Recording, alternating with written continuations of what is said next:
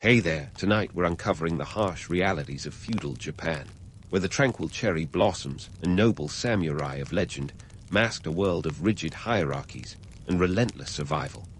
If these stories help you unwind, I'd love a quick like or subscribe, but only if they're genuinely working for you. I'm curious where in the world you're listening from, so drop your location and local time in the comments. It's amazing seeing our little community span the globe through these historical tales.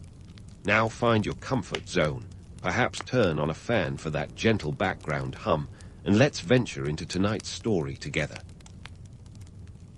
Rooster Serenade, more like nature's alarm clock, and you're smack dab in the middle of feudal Japan. That's right, you're waking up at the crack of dawn, not from a gentle buzz, but from a rooster's crow so loud it could wake the dead, or at least your grumpy neighbor. Welcome to a world where the idea of sleeping in is as foreign as a smartphone. It's the 15th century, and the notion of a weekend doesn't exist yet. So, rub the sleep out of your eyes and brace yourself for a time when social hierarchy wasn't just a backdrop. It was an elaborate stage show where everyone had a rigid role to play. You're in a society where class dictates everything from what you wear to what you eat, or rather what you don't eat. First things first, the social ladder. Think of it less as a ladder and more like a pyramid, with you somewhere in the middle or bottom, depending on your birth. At the top sit the samurai clans, the aristocratic warriors who might as well have top dog embroidered on their kimonos. Their lives are filled with honor, swords, and strict codes of conduct. Below them are the peasants, farmers who are more valued than you'd expect. Why? Because they produce rice, the lifeblood of the economy. Yes, even though you're working the land, you're considered more valuable than those pesky merchants. Speaking of merchants, these guys are the capitalists of their time, but in a twist of irony, they're lower on the social scale than the farmers. Money can't buy you class, apparently. Despite their wealth, they're often viewed as parasites, profiting off the hard work of others.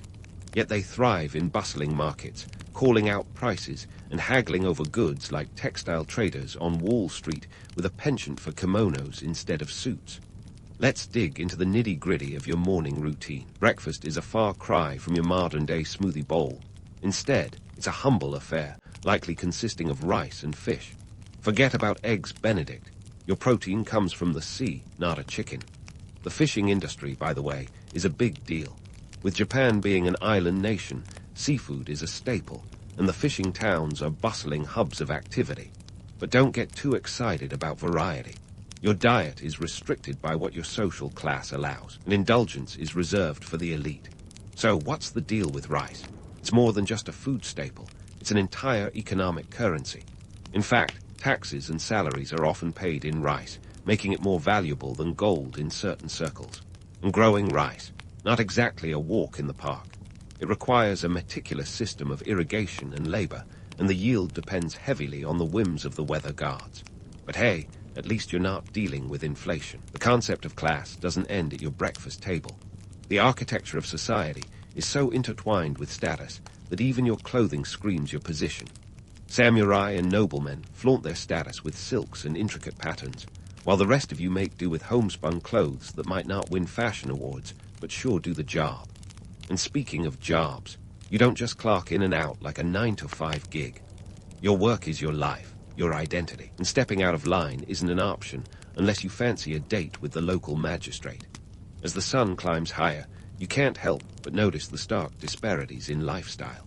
The samurai's day might involve martial training, philosophical musings, and maybe a bit of poetry writing if they're feeling introspective.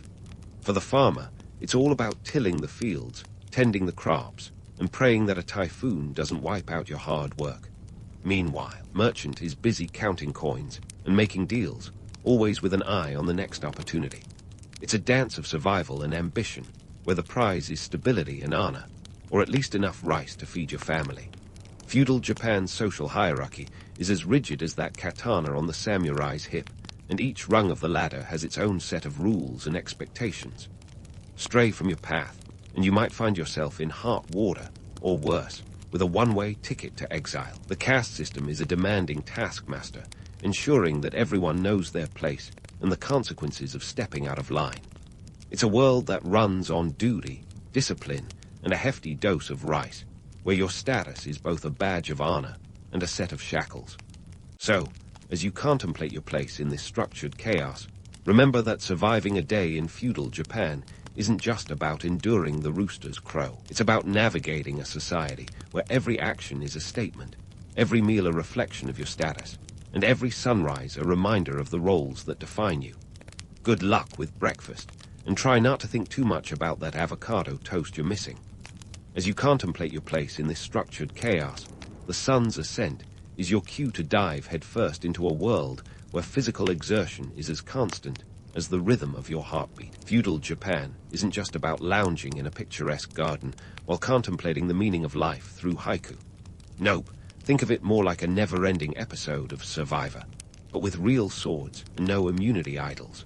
You might think that only the peasants break their backs in the fields, but guess what? Even the noble samurai aren't spared the sweat. While they aren't out there planting rice, they're not exactly sitting around sipping sake either. Samurai training is a full-time gig.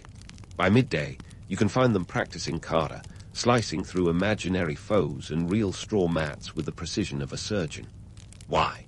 Because in a world where your honor can be challenged faster than you can say seppuku, you'd better be ready to defend it. Then there are the artisans. These folks are the original DIY masters, crafting everything from pottery to exquisite lacquerware. Their work requires a level of dedication and skill that would make a modern-day Etsy seller weep. Perfection is the name of the game, and it's not just about making pretty things. It's about preserving tradition and status. Each brushstroke or chisel mark is a testament to years of apprenticeship and a keen eye for detail. Now, while you're getting your hands dirty or honing your craft, don't forget about the big picture. The Tokugawa shogunate's policies. These guys are the puppet masters of this feudal theater, and their grand design keeps you anchored in this isolated corner of the world. The Sakoku Edict, or closed country policy, ensures that you're living on a geopolitical island in more ways than one. Starting in 1639, Japan slammed the doors shut and threw away the key, allowing only the Dutch and Chinese to peek through a tiny window of trade at Nagasaki. This seclusion wasn't just a whimsy of isolation. It was a strategic move to curb foreign influence and maintain control. The economic realities under the Tokugawa are as rigid as the shogun's iron grip. The currency isn't just about coins jingling in a pouch. Your salary, taxes, and even social worth are often measured in koku. What's a koku, you ask? It's the amount of rice required to feed one person for a year, roughly 150 kilograms. If you're a samurai, you might get paid in koku, and let's be honest, rice is a safer bet than Bitcoin in this era. Of course, living costs aren't just about how much rice you can afford. Just like today, location matters. If you're in Edo, modern-day Tokyo, prices can be steep, not unlike living in Manhattan now. Meanwhile, rural areas might offer a more frugal lifestyle. But no matter where you are, you're bound by the same economic rules. Your wealth is in the harvest, your work sustains your life, and your status dictates your consumption. As your day progresses, you notice that the social fabric is tightly woven with these economic threads. The shogunate's policies ensure that everyone plays their part in this elaborate societal dance. It's a delicate balance of power, trade, and tradition that keeps the peace, but also keeps you in your lane. Step out of line, and you might find yourself on the wrong side of a sword or a decree. And let's not forget the myth of the noble warrior, the romanticized vision of the samurai that often glosses over the gritty reality. Sure, tales of valor and honor are inspiring, but the day-to-day life of a samurai involves just as much bureaucracy as it does bravado. These warriors are also administrators, tax collectors, and enforcers of order, wielding more scrolls than swords on some days. But before you start romanticizing the simplicity of this world, remember the underlying truth. Life in feudal Japan is a relentless cycle of duty, discipline, and devotion to one's role in society. The weight of tradition is not just a legacy. It's a burden that shapes every action, every decision, and every sunrise. So, as you continue your day, juggling the demands of your station and the expectations of your society, you realize that surviving here isn't just about strength or skill.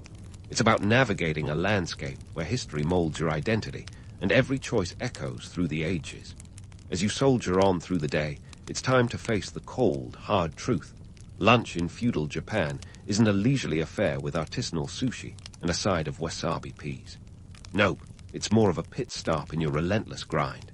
Picture a bowl of rice, maybe a few pickles if you're lucky, all gulped down with the urgency of a samurai on a tight schedule.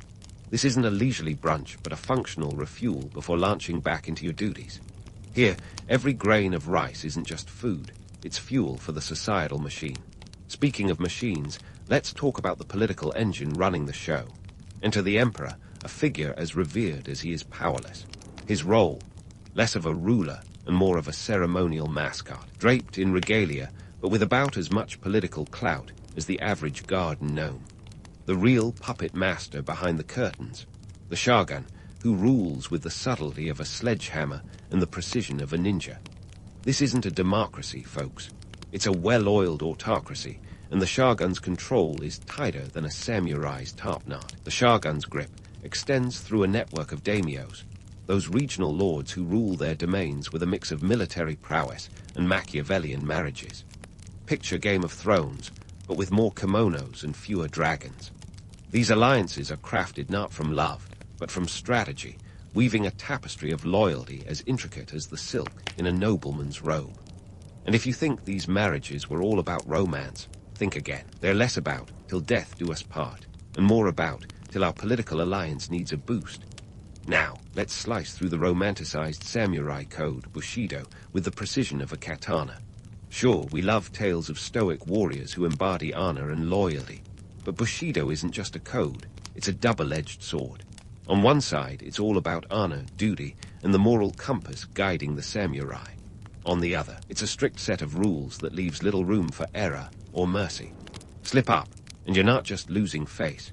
You might be facing seppuku, the ritualistic self-disembowelment that's more gruesome than noble when you're the one holding the blade. This code, while romanticized today, was a harsh reality for those living it. It wasn't just about wielding a sword with grace.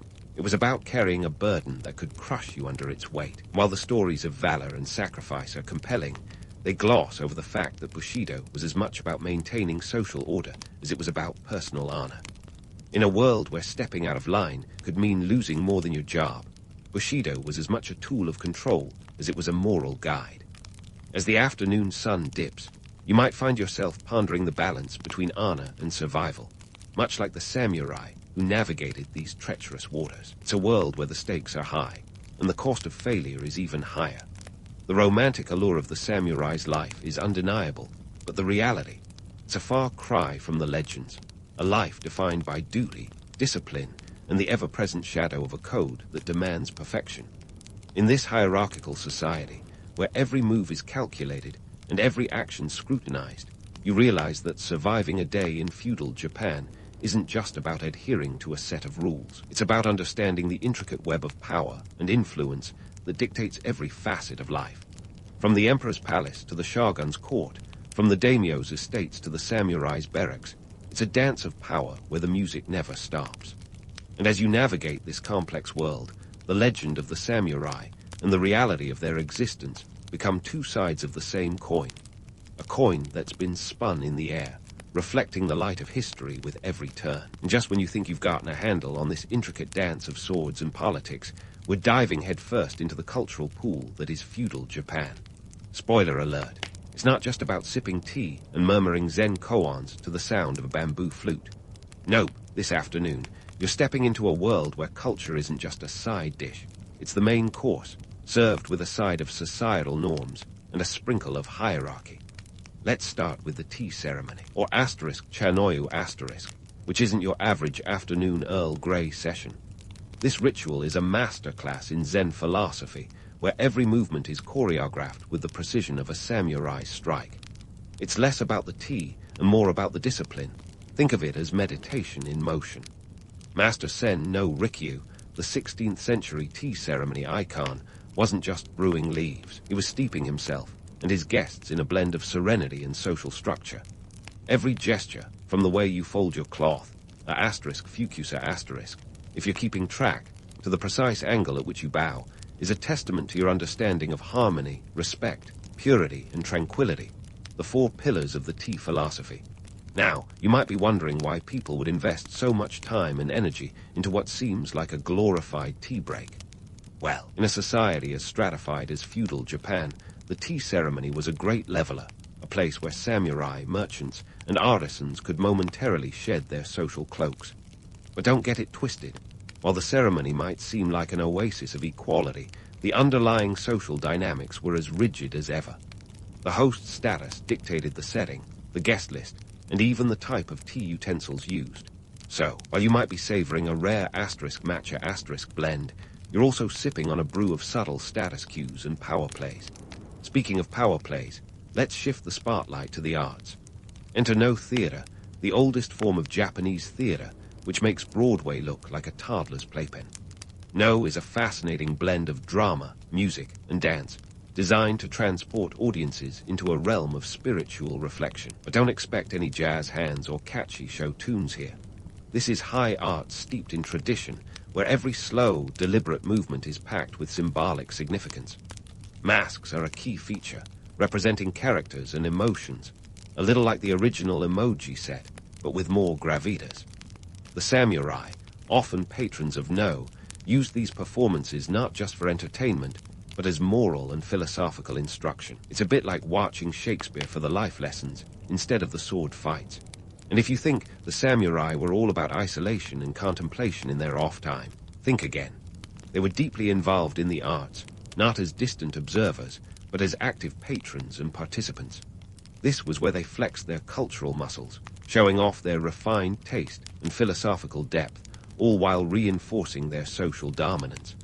Then there's haiku, the poetic equivalent of a Twitter post, but with way more class. These 17-syllable gems are all about capturing the essence of a moment, a natural scene, or a fleeting emotion. But don't be fooled by their brevity. Haikus are a testament to the samurai's appreciation for beauty, ephemerality, and the natural world. Basho, the haiku master of the Edo period, made it clear that less is more, teaching us that profound insights can spring from simplicity. In a society obsessed with order and the fleeting nature of life, haiku offered a compact meditation on the transient beauty of existence.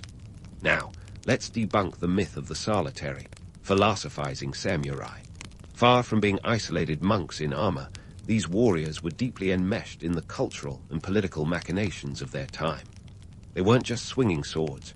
They were also wielding brushes and ink, crafting not just poems but policies. Political patronage of the arts was a way for samurai to assert control and maintain social cohesion, making sure everyone remembered who held the power, not just in battle, but in the cultural sphere as well.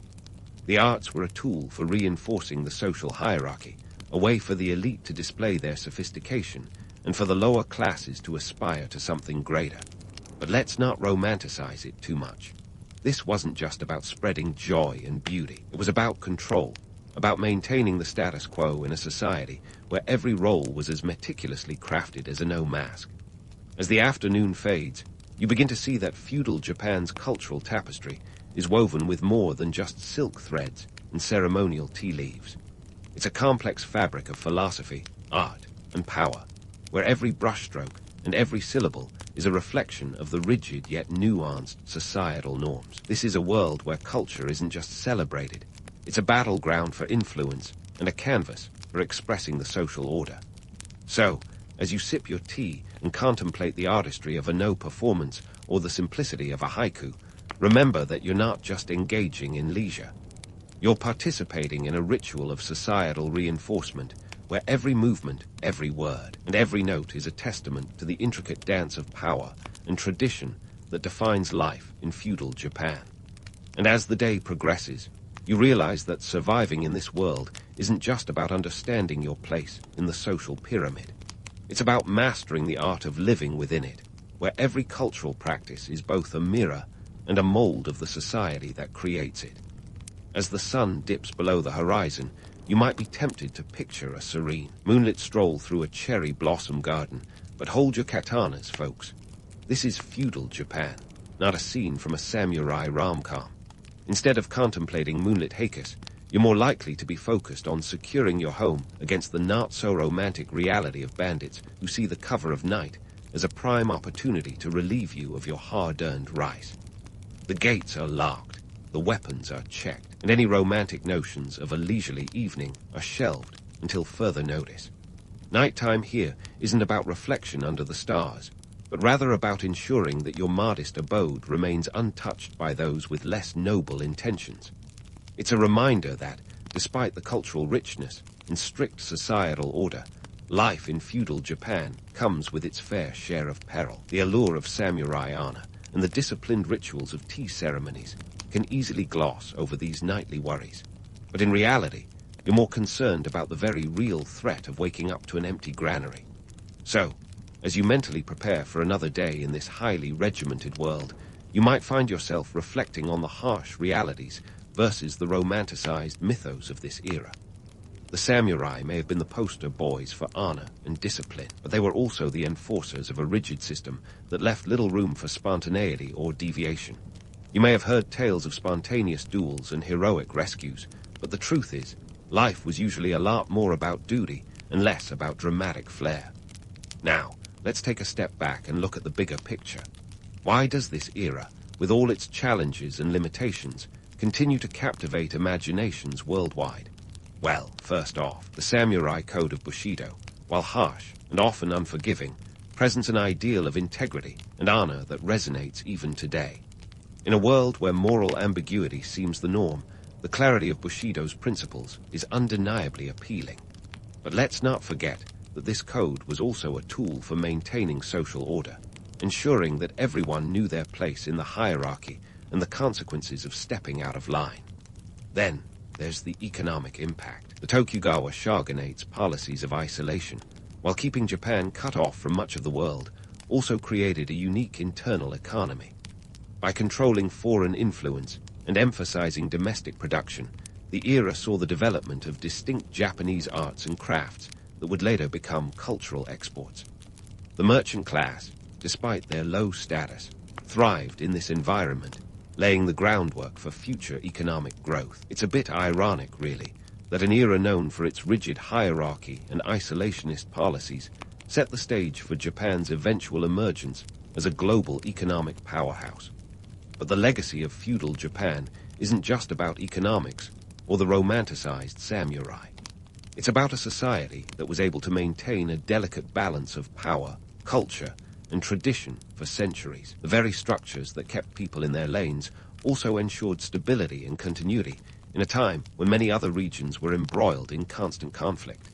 The daimyos and samurai, by adhering to this strict code, maintained a semblance of order that allowed the arts to flourish and society to function, albeit within a very controlled framework. This era, with all its contradictions, offers a mirror to our own times. The tension between progress and tradition, freedom and order, is as relevant today as it was then. Perhaps that's why the myths endure, because they speak to a universal human experience of navigating the complexities of societal expectations and personal desires. As you wrap up your imaginary day in feudal Japan, you might find yourself appreciating the intricacies of this historical period more than ever. It's a world that demanded much from its inhabitants: strength, discipline, and a deep understanding of one's role in the grand scheme of things. And as you drift off to sleep with new knowledge tucked away, remember that the stories of this era are as much about the harsh realities as they are about the ideals that continue to inspire. It's a testament to the enduring allure of a time where every action was a reflection of one's place in a society that, despite its challenges, left an indelible mark on history. So, you find yourself standing at the foot of a feudal Japanese castle, a towering testament to human ingenuity and perhaps a touch of overcompensation. These castles weren't just stone and timber monuments to the samurai spirit. They were the medieval equivalent of a do not disturb sign that could withstand a battering ram.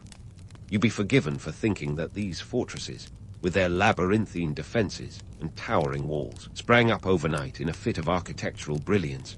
But surprise, like everything else in history worth its weight in stone, they required a staggering amount of time, effort, and silver, a currency that might not glitter like gold, but sure did get the job done. Let's talk moats, the quintessential castle accessory. Not just any old ditch filled with rainwater, oh no. We're talking meticulously engineered water wonders that could stop an invading army in its tracks, and possibly make a half-decent swimming pool, given the right circumstances.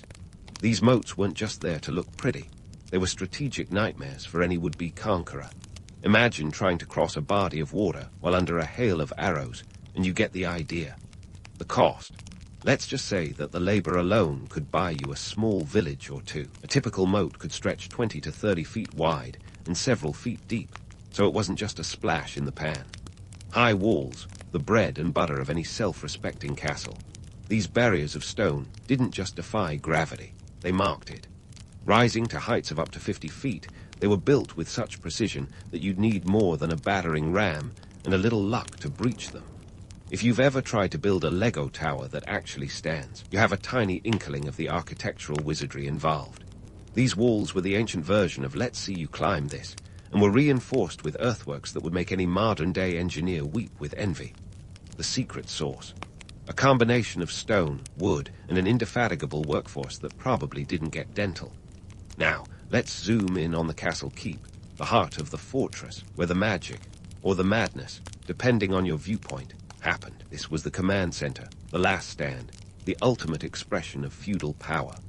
Inside, you'd find everything from the lord's quarters to storage rooms stuffed with enough rice to withstand a siege and possibly start a sushi bar. And speaking of rice, let's not forget the economic engine behind these behemoths. Constructing a castle was a financial sinkhole, demanding resources that could otherwise fund the annual budget of a small country. A castle like Heimji, for instance, would have cost the equivalent of several million koku of rice, enough to feed thousands of people for years. In today's terms, think in the ballpark of hundreds of millions of dollars, a price tag that makes even the most extravagant modern construction projects seem like budget builds. But why go to such lengths? Why create these seemingly impenetrable fortresses? Well, the answer lies in the chaotic social and political fabric of the time. Feudal Japan was a land of constant power struggles, where your best friend one day could be leading a siege on your castle the next. Castles were more than just homes. They were status symbols, military hubs, and quite frankly, a medieval deterrent. If your neighbor built a 3-story castle, you'd better start planning a 4-story one, or prepare for a visit from the local warlord with less than cordial intentions. Of course, no discussion about these iconic structures would be complete without acknowledging the romantic myths that surround them. The image of the noble samurai defending his castle against all odds is a powerful one, but the reality was often far grittier. Castles were as much about oppressive power as they were about defense. They were centers of control where lords could enforce their will and extract taxes, often by less than gentle means. And as for those samurai, were more likely to be enforcing the lord's edicts than participating in heroic last stands. It's easy to get swept away by the allure of these mighty fortresses, to imagine them as the ultimate safe havens. But don't let the romance fool you. Behind every stone was a story of human toil, economic strain, and a society constantly teetering on the brink of chaos. The castles of Japan were not just about keeping people out. They were about keeping control in, and in a world where the next battle was always just over the horizon, that was worth every penny or koku spent. So, as you walk through the shadow of these monumental creations, remember, they weren't just built to last, they were built to dominate. Once past those imposing walls and drawbridges, you're not exactly stepping into a medieval fairy tale. It's more like a complex, feudal soap opera. The castle's heartbeat was its social hierarchy, a finely tuned machine where each cog had its place, from the daimyo at the top to the lowliest kitchen hand. Think of it as Downton Abbey, but with more swords and way less tea. At the apex of this pyramid was the daimyo, the feudal lord with a name that probably took up a whole line on parchment. These guys were the rock stars of their era, strutting around in silk kimonos while juggling power like it was a flaming katana. Their role was not just to rule, but to keep the castle's operations as smooth as a samurai's topknot. They held court in grand rooms, where the walls were often lined with tatami mats, because nothing says power quite like the soft crunch of straw underfoot. These rooms were the nerve centers where alliances were forged, betrayals were plotted, and decisions were made that could change the fate of a province. The daimyo's word was law, but it came with a price tag that would make even modern billionaires wince. Supporting a household of this scale required resources equivalent to several 100,000 koku of rice annually. That's about the same caloric intake as a small city, just to keep the lights, and the samurai on. Speaking of samurai, let's cut through the myth with a blade sharper than a katana. These warriors were not just the sword-wielding paragons of virtue you might imagine. Sure, they trained in martial arts and adhered to Bushido, the way of the warrior, a code that mixed honor, loyalty, and a willingness to die for one's lord. But in reality, they were also the tax collectors, the enforcers, the ones who knocked on your door when you were late with your tribute. Picture a knight in shining armor who moonlights as a repo man, and you're halfway there. Depending on their rank, samurai could be anything from high-ranking officials sipping sake in the daimyo's chamber to foot soldiers living in barracks that were less luxury condo and more cozy hostel. Yet, despite the occasional drudgery, being a samurai was still a ticket to a life of relative privilege and respect. Then there were the retainers. Think of them as the daimyo's personal entourage, each with a role as specific as a modern-day job title. These included scribes, who were the medieval equivalent of human hard drives, keeping records that were vital for running the castle's various affairs. The economic dynamics of running a castle were as intricate as a shogun's battle plan. A single castle could require a whole village's worth of resources to maintain. We're talking about thousands of koku of rice just to feed everyone, not to mention the silk for clothing, the wood for heating, and the endless supplies needed to keep the place from falling apart. The castle was a microcosm of the feudal economy, a place where power was displayed not just through military might, but through the ability to marshal resources and people. Down the ladder, you had the artisans and craftsmen who were the unsung heroes of the castle society.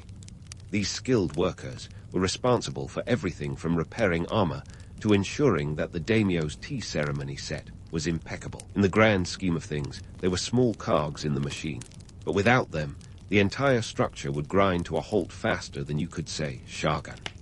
Let's not forget the humble servants, the invisible hands that kept daily life humming along. Cooking, cleaning, fetching, and carrying, these tasks were vital to maintaining the illusion of effortless grandeur. Without them, the castle would have been as chaotic as a battlefield. Yet, despite the lowly status, these roles were crucial, forming the backbone of the castle's operation. Servants were the ultimate multitaskers, working tirelessly behind the scenes to keep everything running smoothly, while often living in cramped quarters that were a far cry from the opulence enjoyed by those they served. The economic engine driving this social hierarchy was fueled by a complex system of taxation and tribute, a fact that was as unromantic as it was necessary. Revenue often flowed from the surrounding lands, where peasants toiled in rice paddies, their hard-earned crops filling the coffers of their lords. It was a cycle as old as time. The peasants produced, the samurai protected, and the daimyo ruled. But don't be fooled into thinking this was a harmonious arrangement. The system was ripe with tension, with the ever-present threat of revolt simmering just beneath the surface. And let's talk about the staggering expenses. Maintaining a castle was like running a small city, with costs that would make a modern accountant reach for the aspirin. Between the salaries of the samurai, the upkeep of the buildings, and the never-ending need for supplies, it was a financial juggling act that could easily spiral out of control. A daimyo had to be as much a businessman as a warrior, balancing the books as deftly as he wielded his sword. Despite the grandeur and the power plays, life within the castle walls was anything but serene. It was a place of constant activity, a bustling hive where every individual had a role to play in the larger narrative of feudal Japan. The social hierarchy was a well-oiled machine, but like any machine, it was subject to the whims of those who controlled it. A change in leadership could upend the entire system, sending shockwaves through the ranks and leaving everyone scrambling to find their place in the new order. So, there you have it. A glimpse behind the walls of a feudal Japanese castle, where every stone has a story, and every role is a part of the greater whole. It's a world where the past and the present collide, where the myths of samurai honor meet the gritty realities of economic survival. And as you explore further, remember that this is just the beginning of a tale that stretches across centuries, a saga of power, ambition, and the eternal struggle to control one's destiny. Stay tuned for more revelations from the world behind those towering walls. And speaking of tales that stretch across centuries, let's dive headfirst into the murky waters of political intrigue and power struggles that were as much a part of castle life as the stone walls themselves. Picture a soap opera so dramatic it makes today's reality TV look like a calming cup of chamomile tea. Welcome to the world where alliances were as fragile as a samurai's honor and betrayals as common as rice in a daimyo's pantry. Now, what did it mean to be part of the elite in feudal Japan? Well, for starters, you had to be a master of the social chessboard. The daimyo wasn't just sitting pretty on his tatami mat throne. Oh no, he was playing a high-stakes game of who's got the bigger army, always keeping one eye on his allies and the other on potential usurpers. These warlords were like the boardroom sharks of their day, each maneuvering for more territory, more power, and more prestige, often with tactics that were anything but noble. Alliances were the bread and butter of feudal politics. They were forged over sake, sealed with marriages, and broken with the same casual disregard as a promise made after a few too many cups of the aforementioned beverage. Take, for example, the infamous Oda Nobunaga, a daimyo with a penchant for warfare and the subtlety of a samurai sword. In the 16th century, he allied with Tokugawa Ieyasu, another powerhouse in the making. This partnership was akin to two modern-day tech giants teaming up to corner the market, only in this case, the market was the entirety of Japan. But here's the kicker. Trusting your allies was as risky as crossing that moat we talked about earlier. Espionage wasn't just a subplot, it was a way of life. The castle was a hotbed of spies, double agents, and informants, each with their own agenda and a willingness to sell their loyalty to the highest bidder. These shadowy figures roamed the corridors, their ears attuned to whispers of dissent, and their eyes sharp for any sign of treachery. A single rumor could ignite a chain reaction of suspicion and paranoia, turning allies into enemies faster than you could say katana. And then there were the betrayals, the bread and butter of any good historical drama. Loyalty was a currency as volatile as the weather, and betrayals were the seismic events that shifted the balance of power. Let's not sugarcoat it. If you were a daimyo, you always slept with one eye open, perhaps literally. Keeping your enemies close was all well and good, but keeping your friends closer was a survival strategy. History is littered with tales of trusted retainers turning coat, of samurai switching sides mid-battle, and of lords finding themselves on the business end of a blade courtesy of someone they once called a friend. Take the case of Eichai Mitsuhide, once a loyal retainer of Nobunaga. In 1582, he turned the tables in a betrayal so shocking it could headline today's tabloids. Mitsuhide staged a coup, attacking Nobunaga at the Hanojai Temple, a move that left the world reeling and changed the course of Japanese history. Nobunaga, caught off guard, was forced to commit seppuku, the ritual suicide that was the only acceptable exit strategy for a samurai of his stature. And just like that, a page turned in the saga of power. This was a world where the price of ambition could be as high as a castle's walls, and the stakes were nothing less than life or death. The samurai might have lived by a code of honor, but that didn't mean they were above a little skullduggery when it suited their purposes. Espionage and intrigue were as much tools of the trade as swords and spears. Information was currency, and in a world where knowing your enemy's next move could mean the difference between victory and defeat, everyone was a potential spy. But don't let the intrigue fool you. Being part of the elite in feudal Japan was as much about appearances as it was about strategy. The daimyo's court was a theater of power, where even the smallest gesture could carry significant weight. You see, back then, etiquette wasn't just a matter of good manners. It was a language of its own. A bow could be a sign of respect or a subtle insult, depending on its depth and timing. Every interaction was an opportunity to assert dominance, solidify alliances, or undermine rivals. The court was a place where the line between friend and foe was as thin as a paper wall, and where the wrong word or gesture could topple carefully constructed plans. This brings us to the concept of face, an idea so integral to Japanese culture that losing it could be worse than losing a battle. Maintaining one's face, or reputation, was paramount. The elite walked a tightrope of honor and appearance, where rumors could spread like wildfire, and a single misstep could unravel years of painstaking diplomacy. It was a world where the personal and the political were inseparably entwined, where every decision was a dance of power and perception. So there you have it, a glimpse into the political intrigue and power struggles that simmered within the walls of a feudal Japanese castle. It was a world of alliances and betrayals, of espionage and suspicion, where the elite played a dangerous game with stakes as high as the castle towers themselves. And as we journey deeper into this historical landscape, remember that behind every stone is a story, and behind every story is a lesson in the complexities of power, ambition, and the indomitable human spirit.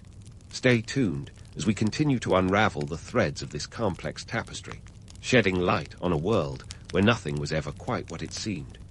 Speaking of things not quite being what they seemed, let's cut through the fog of romanticized samurai legend and get to the gritty reality of life behind those castle walls. We've all been fed the image of the samurai as noble warriors, oozing honor and slicing through enemies with a grace that would make a ballet dancer weep. But spoiler alert, life as a samurai wasn't exactly a Kurosawa film. It was more like a never-ending episode of Survivor, only with sharper stakes and a lot more at risk than just being voted off the island. First, let's talk about the battles. If you've ever thought of samurai sword fights as elegant duels, think again. Historical accounts paint a picture that's less Last Samurai and more Game of Thrones meets Mad Max. Take the Battle of Nagashino in 1575. This wasn't some neat lineup of warriors dueling under cherry blossoms.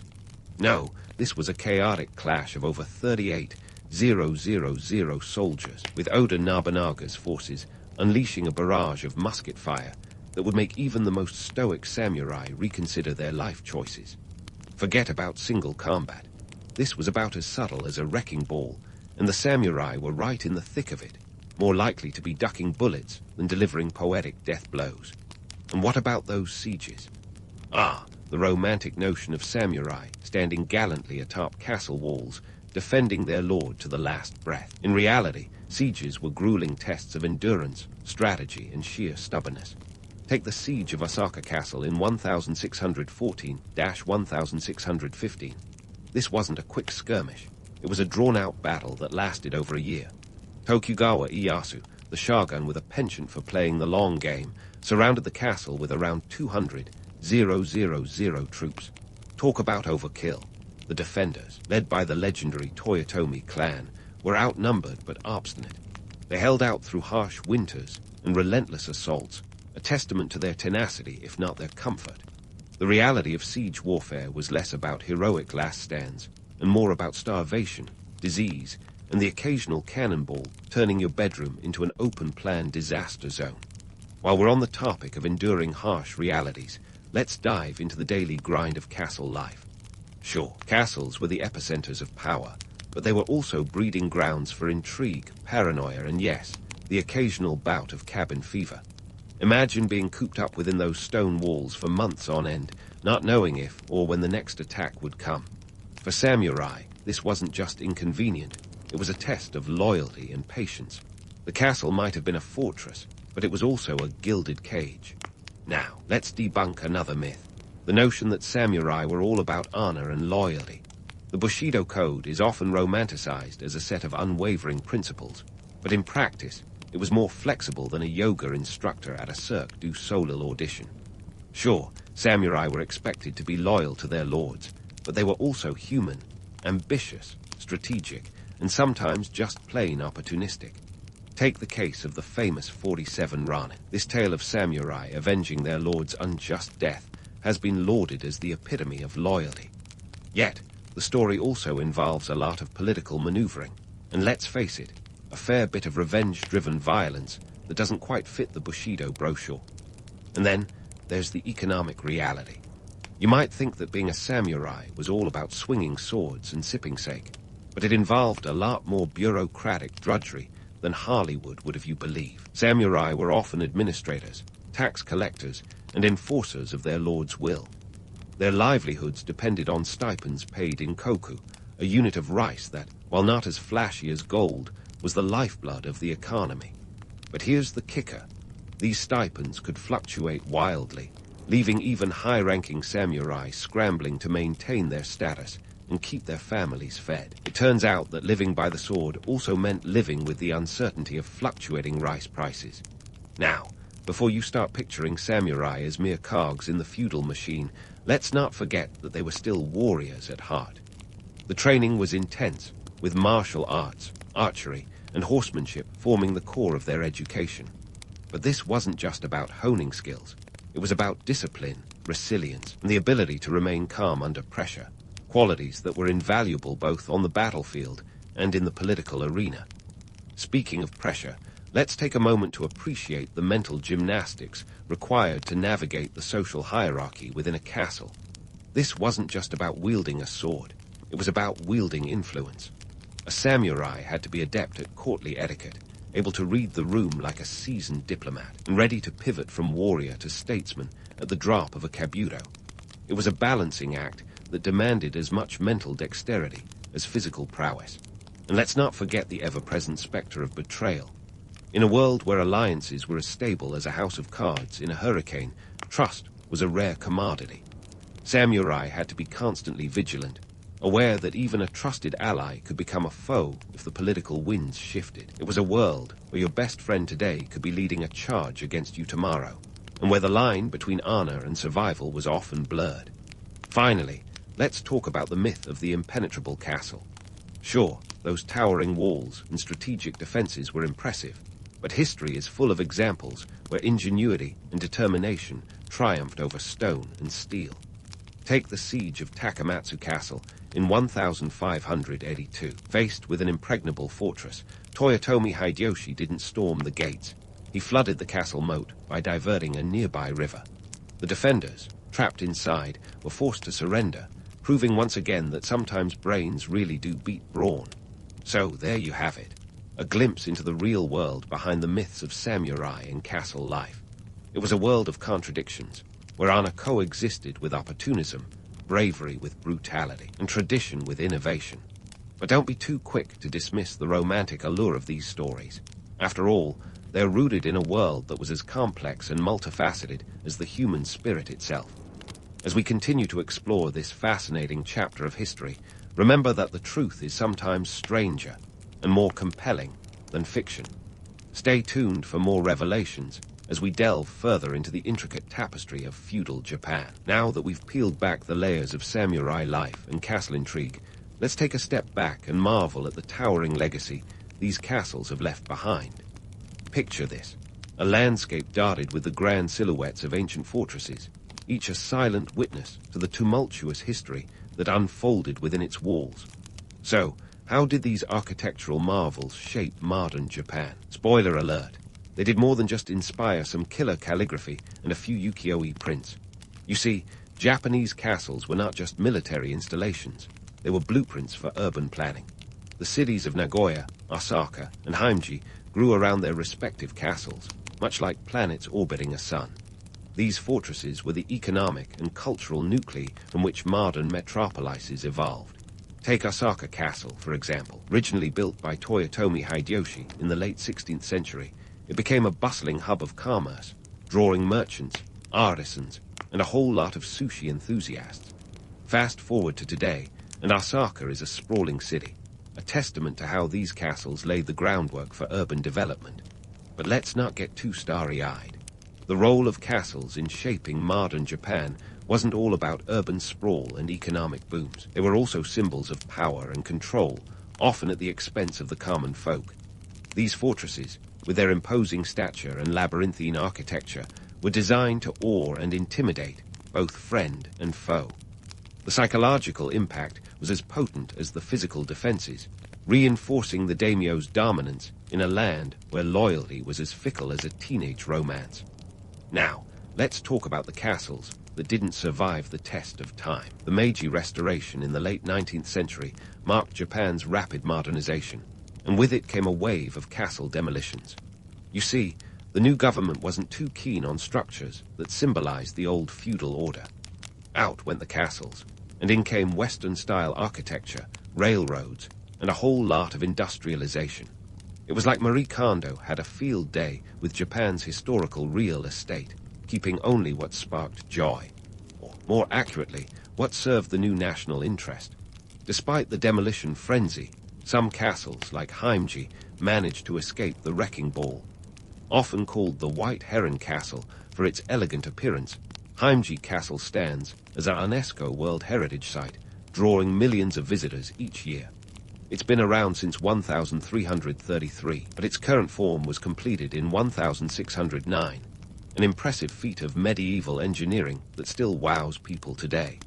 And let's not forget Matsumoto Castle, nicknamed Crow Castle for its black exterior, which is one of Japan's premier historic castles, surviving both conflicts and the occasional earthquake with admirable resilience. But here's where it gets interesting. These castles are more than just tourist magnets. They are central to Japan's cultural identity, serving as tangible links to a past that shaped the nation's ethos. When you walk through the wooden corridors of Heimji or gaze up at the towering turrets of Matsumoto, you're not just gawking at ancient architecture. You're connecting with the spirit of a time when honor, strategy, and a bit of luck determined the fate of empires. Yet, for all their historical gravitas, castles in contemporary Japan are also playgrounds for myth-making. The romanticized tales of samurai bravery and feudal drama continue to captivate, blurring the lines between fact and fiction. And while some might roll their eyes at the dramatizations, let's face it, stories of noble warriors and cunning warlords make for far more exciting narratives than the economic spreadsheets that likely occupied much of the daimyo's day. In the tourism playbook, castles are the heavy hitters, drawing crowds eager to relive a bygone era. In 2019, before the world hit pause, Heimji Castle alone welcomed over 2 million visitors, each one contributing to a local economy that thrives on history and nostalgia. It's a symbiotic relationship where the past feeds the present, and for a nation keenly aware of its heritage, that's a pretty sweet deal. So, what's the ultimate takeaway from our jaunt through Japan's castle-studded history? Well, it's that these structures were much more than mere fortresses. They were catalysts for change, anchors of culture, and enduring symbols of power. They've left an indelible mark on Japan's landscape, both literally and metaphorically, shaping the cities, the economy, and the very identity of a nation that continues to look to its past to navigate its future. In a world where the next battle might be fought with algorithms rather than arrows, Japanese castles remind us of a time when the stakes were as high as the ramparts. They stand as monuments to human ingenuity, resilience, and the ceaseless march of history. A history that, for better or worse, has shaped the world we live in today. So the next time you find yourself strolling through a castle's ancient halls, remember, behind every stone and shadow lies a story of struggle, ambition, and the eternal quest for control. And as we close this chapter on feudal Japan, keep in mind that while the myths might be romantic, the reality was often as sharp as a samurai's blade. Elizabeth Cady Stanton's early life was like being raised in a paradox, where progressive ideals and patriarchal norms danced an awkward waltz in her living room. Born in 1815 in Johnstown, New York, Elizabeth grew up in a household where her father, Daniel Cady, was a respected lawyer and judge. Now, you might think this would mean a house full of stimulating debates and groundbreaking ideas. Not quite. Instead, it was more like a Shakespearean drama, full of contradictions and head-scratching moments. Her father, Daniel, was a man who held sway in the courtroom, but was utterly blindsided by the societal norms of his time. He once lamented, with the flair of a man who just lost a prized possession, that Elizabeth wasn't born a boy. Can you imagine? Oh, you're brilliant, my dear. But alas, without the Y chromosome, what's the point? If that doesn't make your eyes roll, I don't know what will. His views were a mirror of the society Elizabeth was born into, where women were seen as decorative pieces rather than partners in progress. Elizabeth's mother, Margaret Livingston Cady, was no shrinking violet herself. She came from a line of Revolutionary War heroes, but her own life was less about leading charges and more about managing the household. This was not a woman who could hand over the reins of power to her daughter. She was more like a general who couldn't leave the barracks. Elizabeth's upbringing was as much about learning what not to accept as it was about embracing new ideas. Now, let's talk education. In the early 19th century, the idea that women should be educated was about as popular as a snowstorm in July. Enter Emma Willard's Troy Female Seminary, established in 1821, a school as groundbreaking as the invention of sliced bread. In this case, sliced apple pie. At Troy, Elizabeth was exposed to subjects like mathematics and philosophy, which were as unusual for women as a cat playing a violin. The tuition wasn't cheap either. At around $60 a year, it was a small fortune, but a price her family was willing to pay for their daughter's mind to be expanded beyond embroidery and etiquette. Elizabeth was like a sponge in school, soaking up every bit of knowledge she could, and then some. She was the Hermione Granger of her time, except her magic wand was a pen, and her spells were the essays she crafted with keen intellect and sharp wit. Her education laid the groundwork for her future activism, planting seeds of dissent against the absurdity of women's limited roles in society. While other girls were learning how to faint gracefully, Elizabeth was busy questioning why women couldn't own property or vote. Talk about asking the right questions at the wrong time. Her father's influence was both a blessing and a curse. On one hand, Elizabeth was exposed to the legal world, learning the language of contracts and constitutions. On the other, Daniel Cady's lamentations over not having a son must have felt like a constant drip of water on her ambitions, annoying and unrelenting. Yet, this didn't deter Elizabeth. Rather, it fueled her rebellious spirit. By the time Elizabeth was ready to step out into the world, societal norms were like a corset, tight, restrictive, and desperately in need of loosening. Women were expected to be seen and not heard, to marry and bear children, and to leave the thinking to the menfolk. This was an era where a woman's highest ambition was often to be the best dressed at a ball, not the best read in a library. Elizabeth saw the absurdity of it all and wasn't about to play along. The societal norms of the time were a comedy of errors, albeit a tragic one. Women couldn't vote, own property, or even keep their own wages if they managed to earn any. It's like living in a world where you're constantly told, "Thanks for playing, but this game isn't for you." Elizabeth Cady Stanton's early life was a masterclass in recognizing the ridiculousness of these constraints and deciding to do something about it. So here she was, a woman born into a world that wanted her to be silent, but who had a voice that couldn't be contained. Elizabeth's upbringing in a household filled with contradictions, her education that broke the mold, and the societal norms that begged to be challenged were the perfect storm. She was poised to become a force to be reckoned with, even if society wasn't ready for the whirlwind she was about to unleash. As they say, well-behaved women seldom make history, and Elizabeth Cady Stanton was just getting started. And just as the world told her to keep quiet, Elizabeth Cady Stanton was gearing up to raise a ruckus. Now, what better way to fan the flames of her burgeoning activism than marrying Henry Brewster Stanton, an abolitionist who was as passionate about dismantling unjust systems as Elizabeth was about dismantling societal norms. Picture this union as a Victorian-era power couple, like if Beyoncé and Jay-Z were battling systemic inequality in the 1800s. Together, they were a force to be reckoned with, fueled by shared ideals and a mutual disdain for the status quo. The year was 1840, and Elizabeth was about to embark on a marriage that would not only be a partnership of love, but also one of ideologies. Henry, with his radical abolitionist views, was the perfect match for Elizabeth's burgeoning feminist fire. Their wedding was unconventional for the time. Elizabeth omitted the vow to obey her husband, a move as scandalous as wearing white after Labor Day in those days. It was a small rebellion, but it set the tone for a marriage that was more duet than solo performance. Fast forward to 1848, and we find Elizabeth at the helm of the Seneca Falls Convention, a meeting that would become the cornerstone of the women's rights movement. Now, organizing a convention in the mid-19th century was no small feat. There were no emails or Google Docs to keep things running smoothly, just good old-fashioned letters and face-to-face meetings. It's as if they were trying to organize Coachella with nothing but quill pens and horse-drawn carriages.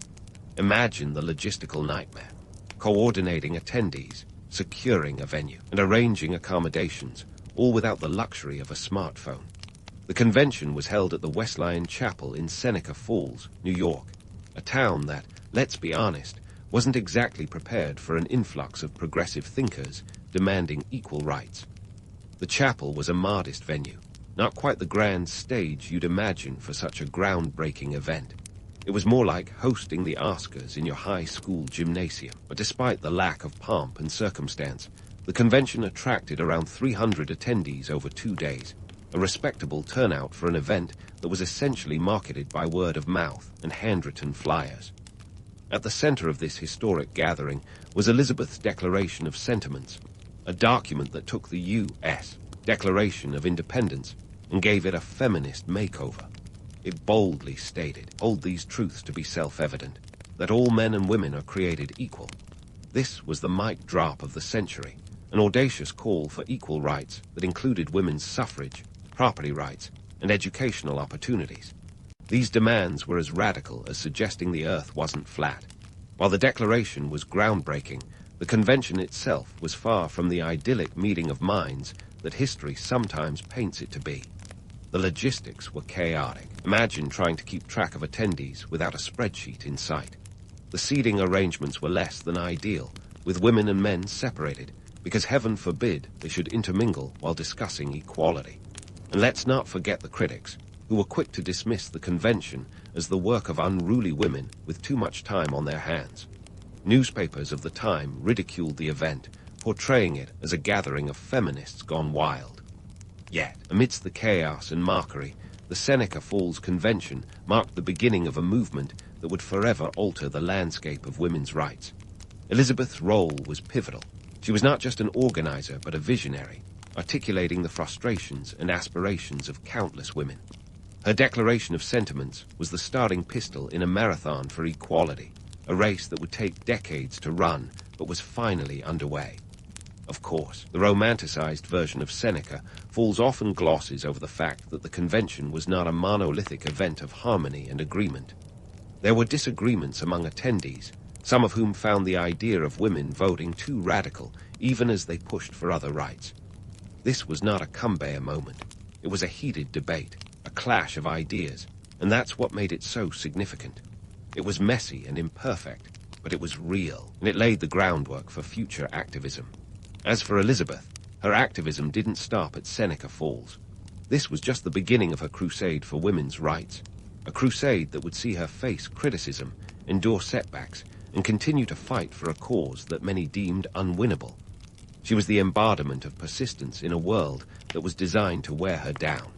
So, while Seneca Falls wasn't the picture-perfect gathering it's often made out to be, it was a crucial step in the journey toward equality. It showed that change is possible, even if it starts with a chaotic, makeshift convention in a small-town chapel. Elizabeth Cady Stanton's role was not just that of a participant, but a leader, a voice that refused to be silenced. And this was only the beginning. Stay tuned, because the next chapters in her life are just as thrilling. Now, if you thought Elizabeth Cady Stanton was a one-woman show, think again. Enter Susan B. Anthony, her partner in crime and the yin to her yang in the crusade for women's rights. Together, they were the suffrage movement's dynamic duo, a 19th century Batman and Robin, but without the capes and with a lot more petticoats. Their collaboration was like a finely tuned symphony, albeit one with the occasional off-key note, because let's face it, no great partnership comes without a little drama. Stanton and Anthony first crossed paths in 1851 in Seneca Falls, the very birthplace of Stanton's earlier feminist rallying cry. But unlike the cliched meet-cute of a rom-com, their first meeting was more like the clash of two strong wills.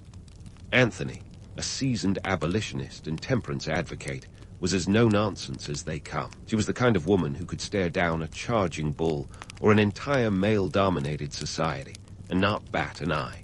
Stanton, on the other hand, was the philosopher, the eloquent writer who could turn a phrase with the precision of a surgeon wielding a scalpel. Together, they were a formidable force, each bringing a unique skill set to the table. Their personalities were as different as chalk and cheese. Stanton was the visionary, the dreamer who could craft a speech that would make the angels weep, or at least get them to reconsider their stance on women's suffrage. Anthony, however, was the pragmatic powerhouse, the organizer who could whip a chaotic meeting into shape faster than you can say, equal rights. While Stanton was content to pen her manifestos from the comfort of her home in New York, Anthony was out there pounding the pavement, tirelessly traveling across states to spread their message. She didn't just talk the talk, she walked the walk, literally. It's said that Anthony clocked around 13,000 miles a year on the lecture circuit, a staggering feat considering this was the era of horse-drawn carriages and bumpy dirt roads.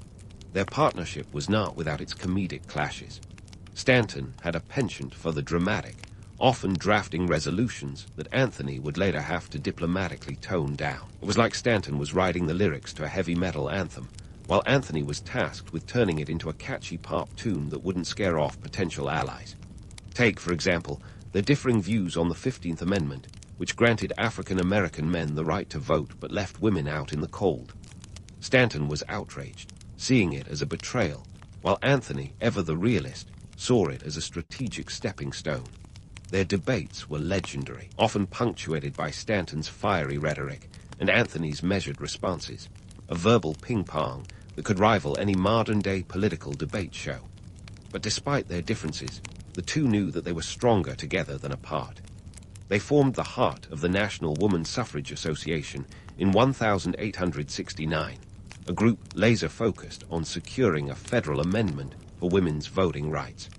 Picture it as the avengers of the suffrage movement, with Stanton and Anthony leading the charge.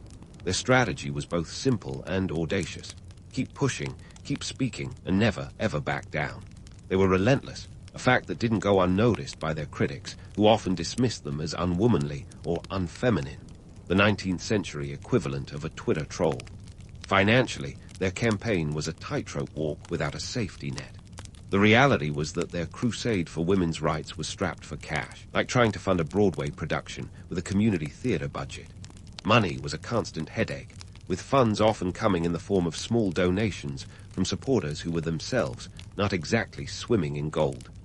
This financial strain meant that both Stanton and Anthony had to be resourceful. Anthony famously lived on a shoestring budget, opting for modest lodgings and simple meals while on the road.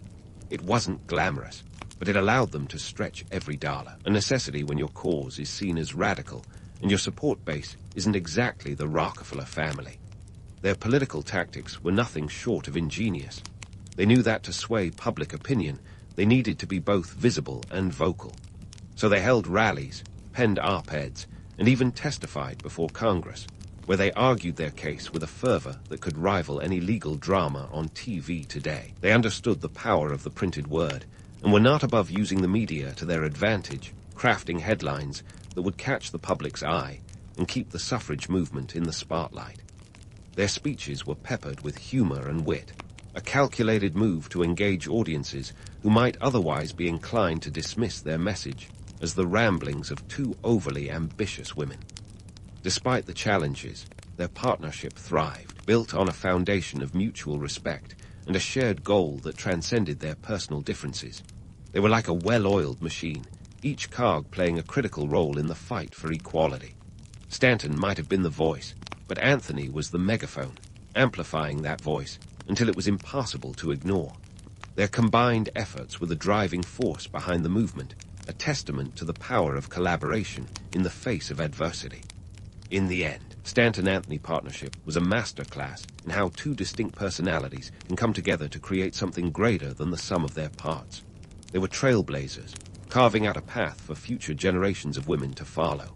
But even as they made history, they faced a society that was often more interested in maintaining the status quo than embracing change. Their journey was an uphill battle, marked by setbacks and triumphs, laughter and tears.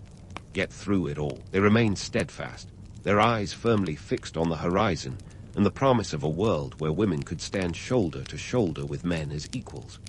As we leave this chapter of the Stanton-Anthony saga, the stage is set for the next act in their relentless quest for women's suffrage. Their story is far from over, and the coming years will see them face both new allies and new adversaries. But for now, we can appreciate the legacy of their partnership, a partnership that would shape the course of history and inspire countless others to take up the mantle of equality. Stay tuned, because there's plenty more to uncover in this epic tale of grit, determination, and the unyielding pursuit of justice. As the Stanton-Anthony saga unfolded, the world was about to see Elizabeth Cady Stanton take the stage for a solo performance that would either catapult her to new heights or send her spiraling into infamy. While she had long been the voice of women's suffrage, Stanton wasn't content to stick to a single script. Oh no, this was a woman who preferred to write her own lines, even if it meant the audience might throw tomatoes. Let's talk about Stanton's views on divorce, which in the 19th century were about as popular as a skunk at a garden party. Stanton believed that marriage should be a partnership of equals, not a patriarchal cage. And if that partnership didn't work out, well, it should be as easy as pie to call it quits. Now, this was a time when, till death do us part, was less a romantic notion and more like a life sentence with a ball and chain. In 1860, Stanton delivered a speech at the New York State Women's Rights Convention advocating for more liberal divorce laws. She argued that women should have the right to leave unhappy marriages, a radical stance that sent shockwaves through society. Not everyone was thrilled with her ideas, and she received more than a few verbal pitchforks for her trouble. But Stanton wasn't done shaking the societal tree just yet. She had another bombshell up her sleeve: religion. Yes, she dared to go there. In 1895, she published The Woman's Bible, a work that critiqued the Bible's portrayal of women and argued for a feminist reinterpretation of religious texts. You could practically hear the collective gasp from clergy and lay people alike. It was as if she had walked into a church, flipped the altar, and declared, "Let's talk about the elephant in the room, shall we?" The fallout was spectacular. The Woman's Bible was like the original viral scandal, except instead of Twitter, it spread through newspapers, sermons, and the ever-reliable grapevine. Some hailed it as a long-overdue examination of religious patriarchy, while others saw it as blasphemy wrapped in a leather-bound cover. Her old pals in the suffrage movement weren't exactly thrilled either. Susan B. Anthony was supportive but cautious, knowing that Stanton's theological musings were a political hot potato that could scorch the entire movement. The National American Woman's Suffrage Association, NORSA, which Stanton and Anthony had helped establish, formally distanced itself from the book. It was a classic case of thanks, but no thanks. They were worried that linking the suffrage movement with Stanton's religious critique would be akin to strapping a rocket to a sinking ship, exciting but potentially disastrous. The leadership even passed a resolution stating that the organization has no official connection with it. Ouch. Talk about a cold shoulder. Public reaction was a mixed bag. Some women found Stanton's arguments liberating, a breath of fresh air in a smoke-filled room of male-dominated theology. Others, however, were less enthusiastic, viewing her as a heretic in a hoop skirt. Even today, the Woman's Bible remains a polarizing piece, a testament to Stanton's willingness to take on the sacred cows of her time. Stanton navigated these turbulent waters with the skill of a seasoned sailor, albeit one who occasionally seemed to steer directly into the storm. She was the embodiment of the phrase, "Speak your truth," regardless of whether anyone was ready to hear it. Her audacity was both her greatest asset and her most significant liability. While some saw her as a visionary, others were quick to label her an outcast, proof that one woman's revolutionary is another's renegade. Even as her views sparked controversy, Stanton never wavered in her belief that the struggle for women's rights was intertwined with broader issues of societal reform. She understood that suffrage was merely the tip of the iceberg, and beneath the surface lay a host of other injustices waiting to be addressed. Her ability to see the bigger picture, even at the risk of personal and professional fallout, was a hallmark of her leadership. Stanton's story reminds us that history is rarely neat and tidy. It's more like an unmade bed, messy, complicated, and full of surprises. Her willingness to tackle taboo subjects head-on set her apart from many of her contemporaries, ensuring that her legacy will be both celebrated and debated for years to come. As we look back on her life, we see a woman unafraid to challenge the status quo, even when that meant standing alone in the spotlight. And so, as the curtain falls on this chapter of Stanton's life, we see her standing at the crossroads between visionary and outcast, a pioneer who refused to be pigeonholed. Although her journey was fraught with challenges, her indomitable spirit and unwavering commitment to justice left an indelible mark on the world.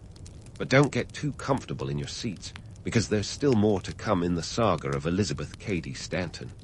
Stay tuned for the next act, where the stakes get higher, the challenges get tougher, and the legacy of this remarkable woman continues to unfold.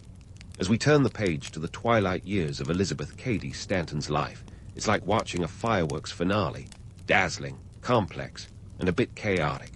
She was a woman who lived large, challenged norms, and left a trail of both admirers and critics in her wake. By the time she hit her 70s, Stanton was more than just a fixture of the suffrage movement. She was its matriarch, albeit one who occasionally ruffled feathers with a well-aimed quip or controversial stance. Stanton spent her later years penning her autobiography, 80 Years and More, reflecting on a life filled with battles fought and barriers broken. Published in 1898, it was her attempt to set the record straight, to tell her story her way, a narrative as complex and layered as the woman herself. She didn't sugarcoat the challenges or romanticize the victories. Instead, she presented her life as a tapestry woven with threads of triumph and disappointment, a testament to her indomitable spirit. By the time of her death in 1902, Stanton had done more than enough to earn her place in the pantheon of feminist icons. But let's not get too misty-eyed just yet. The suffrage movement, though propelled forward by Stanton's relentless efforts, was far from reaching the finish line at the time of her death. Despite her and Anthony's tireless campaigning, women in the United States would have to wait until 1920 for the ratification of the 19th Amendment, which finally granted them the right to vote. It's a sobering reminder that even the best-laid plans can take longer to come to fruition than one might hope. Stanton's later years were also rife with myths and misconceptions, some that she perpetuated herself, intentionally or not. In the grand tradition of historical figures, her life has been both lionized and critiqued, often depending on who's holding the pen.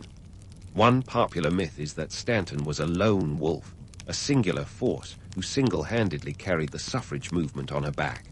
While it's true she was a force of nature, the movement was a collaborative effort involving countless women and some men who fought alongside her. She was the star of the show, yes, but it was a Broadway ensemble, not a one-woman act.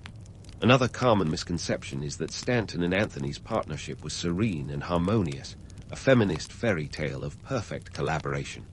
In reality, their relationship was more like a high-stakes game of chess, full of strategic moves, occasional blunders, and the ever-present risk of checkmate. They didn't always agree, and their debates were as fiery as a July heatwave. Yet their shared vision for equality kept them united, a testament to the power of common purpose over personal differences. As we sift through the myths, it's essential to recognize the economic and social context that shaped Stanton's world. The late 19th century was a time of rapid change. Industrialization was transforming the landscape, and social norms were being questioned like never before. Yet, the economic realities for women were often stark. Many were relegated to low-paying jobs or dependent on their husbands, trapped in a cycle of financial dependency that made the fight for suffrage not just a moral issue, but an economic imperative. Stanton understood this all too well, and her advocacy was as much about economic liberation as it was about political rights. In examining her legacy, it's tempting to wrap it up in a neat little package, with a bow of triumph on top. But that would do a disservice to the complexity of her contributions. Stanton was a visionary, yes, but also a flawed human being, navigating the turbulent waters of societal change with as much grace and grit as she could muster. Her leadership was marked by moments of brilliance and bouts of controversy, a blend that made her both revered and reviled. Stanton's life was a masterclass in the art of persistence. She was the embodiment of the idea that change is often incremental, a series of small steps rather than giant leaps. Her work laid the groundwork for future generations of women to continue the fight, proving that the struggle for equality is a marathon, not a sprint. In the end, her legacy is not just in the victories she achieved, but in the doors she opened for others to walk through. So, as we close the book on Elizabeth Cady Stanton's life, we're left with a story that's equal parts inspiration and cautionary tale.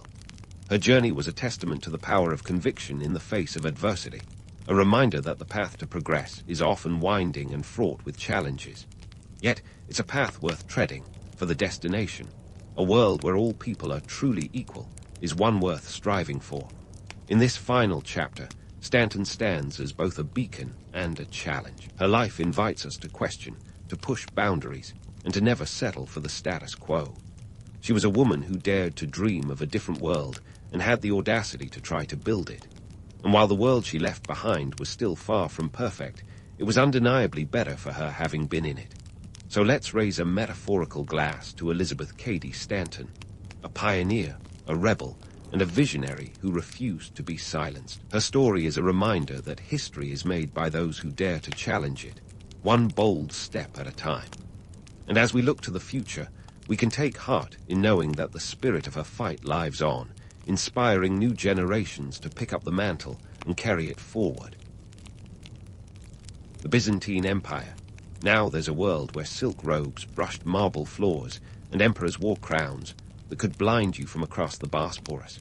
But let's not get ahead of ourselves with glittering facades and imperial pageantry. The real drama, folks, is in the nitty-gritty of everyday life, especially if you happen to be a woman navigating this sprawling empire that stretched its Byzantine tendrils across 3 continents for over 1,000 years. Contrary to the blockbuster film version of history, where women are either languishing damsels or scheming vixens, Byzantine women had a whole lot more going on. Sure, you didn't see them leading armies or debating in public forums, but behind those mosaic-decorated walls, they were busy keeping the empire glued together. One household, one family decision, one clandestine influence at a time.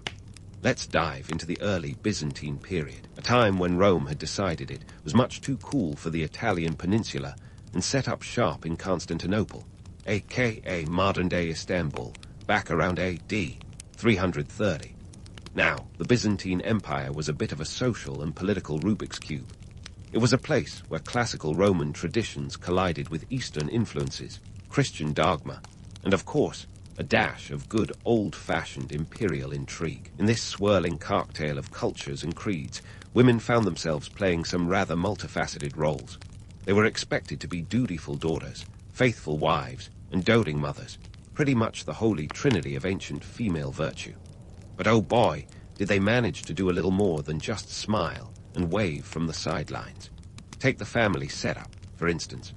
The family was the empire's cornerstone, and Byzantine women were the linchpins. They were the ones managing the household finances, which, let's face it, might have been more complicated than today's tax code.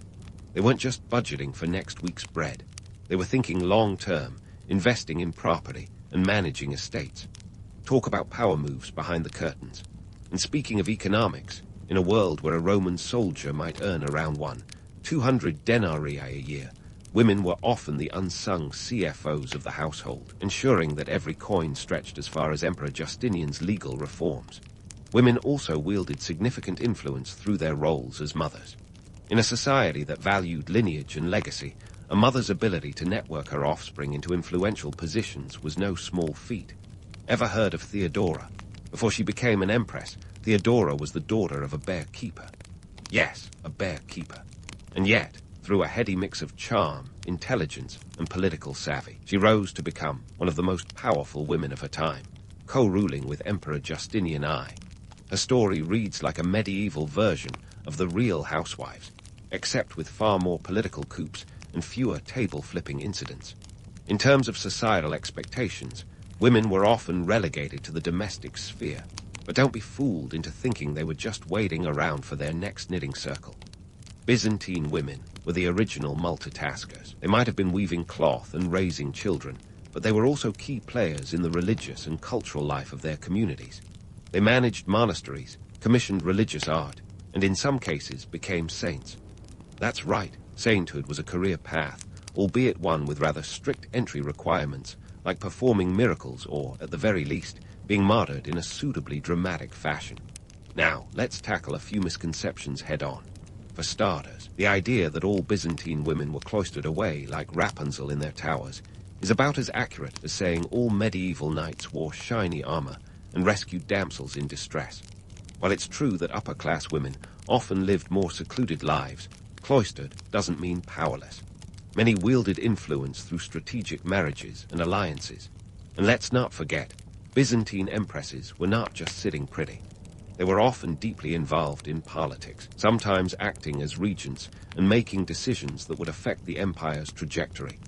In terms of education, Byzantine women weren't exactly enrolling in universities, but they weren't entirely unlettered either. Some women from wealthy families received education in literature, philosophy, and the arts. Anna Karenine, for example, wrote the Alexiad, a detailed account of her father, Emperor Alexios I's reign. This wasn't just some diary entry about what she had for breakfast.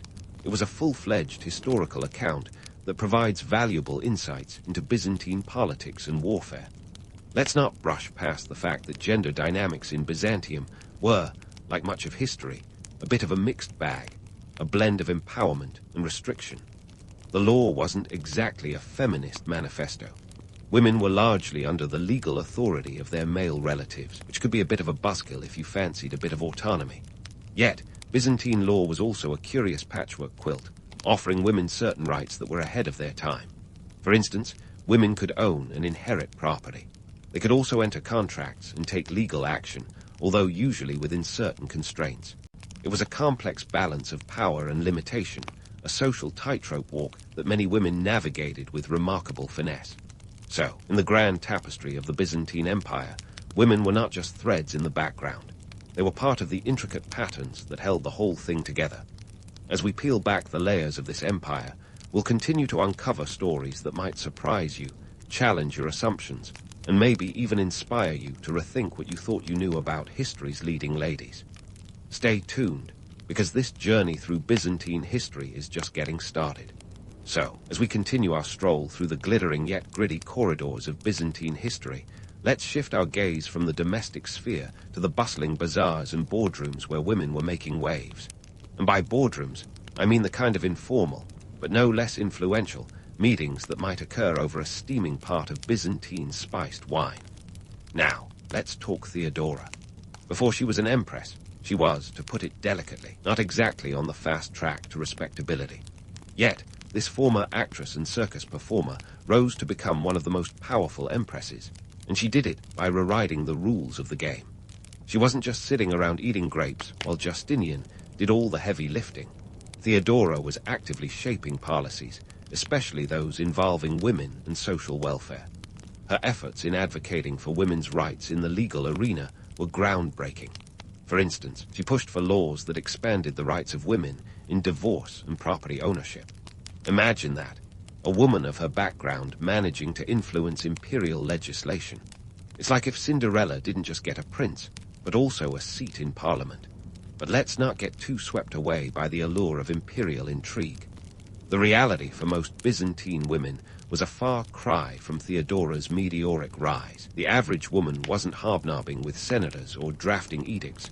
She was more likely to be found balancing a basket of goods on her head while navigating the crowded markets of Constantinople. These markets, by the way, were the economic lifeblood of the empire, and women played a crucial role in their operation. They were merchants, shopkeepers, and traders, involved in everything from textiles to spices. And let me tell you, negotiating the price of Anatolian saffron or Syrian silk was no small feat. It required shrewdness, a keen eye for quality, and a poker face that could rival Lady Gaga. Economically, women were an integral part of the Byzantine trade networks. They often managed stalls in the agora, the public marketplace, and were responsible for the day-to-day operations of commerce. This wasn't just some side hustle. Women could, and did, amass considerable wealth through these enterprises.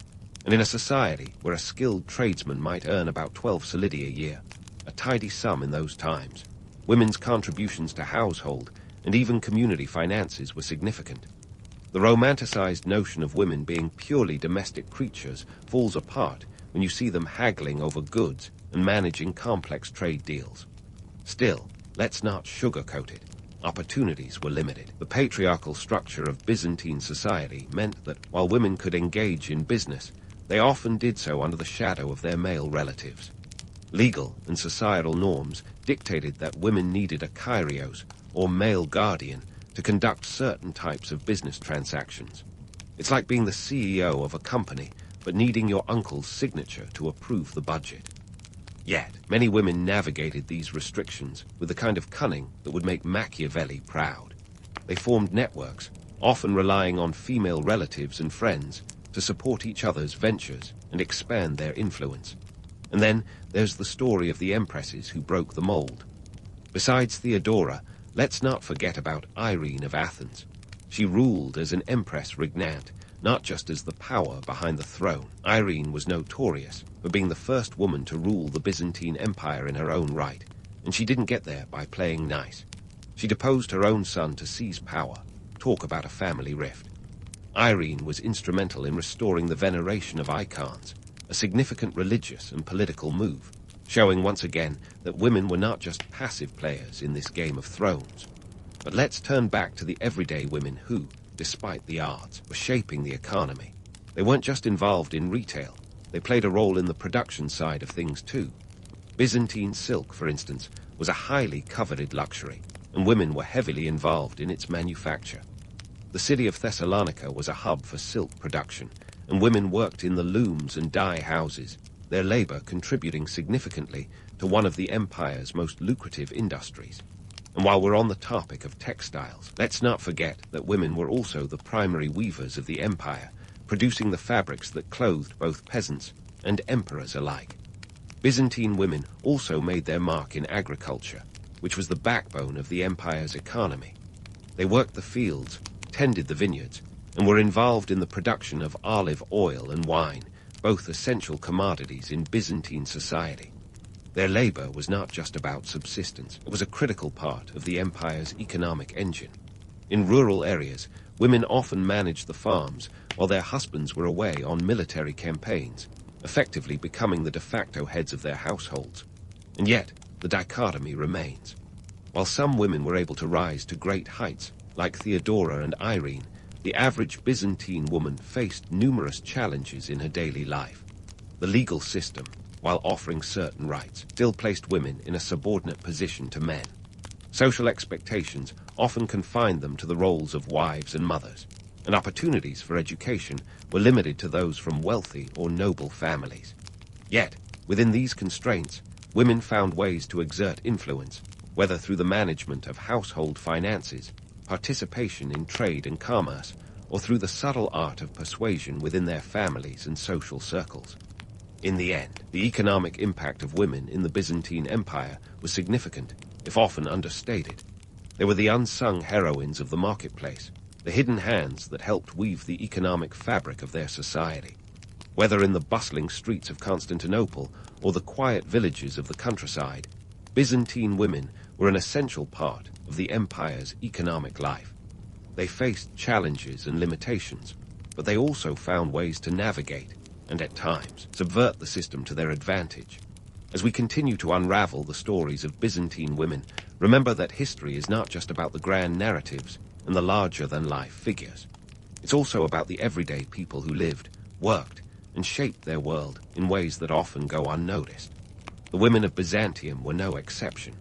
They were participants in the grand tapestry of history, and their stories deserve to be told with all the complexity, nuance, and yes, a bit of humor that they entail. So, as we prepare to dive even deeper into this world, keep in mind that the Byzantine Empire was a place of contrasts and contradictions, where women played roles that were as varied as they were vital. From the empresses who ruled with authority to the market women who kept the economy flowing, Byzantine women were a force to be reckoned with, even if history hasn't always given them their due. But fear not, because as we continue, we'll keep digging into these fascinating stories, revealing the truths that lie beneath the surface of this enigmatic and endlessly intriguing empire. And so, we pivot from the bustling Byzantine markets to the dimly lit world of incense-filled churches and candlelit icons, where the role of women takes on a whole new dimension. The Byzantine Empire was a place where faith wasn't just part of life, it was life. Religion permeated every corner of society, and women were right in the thick of it, both uplifted and hemmed in by the church's influence. Let's start with the paradox of female saints, those celestial celebrities whose lives were as much a PR campaign for sainthood as they were genuine expressions of faith.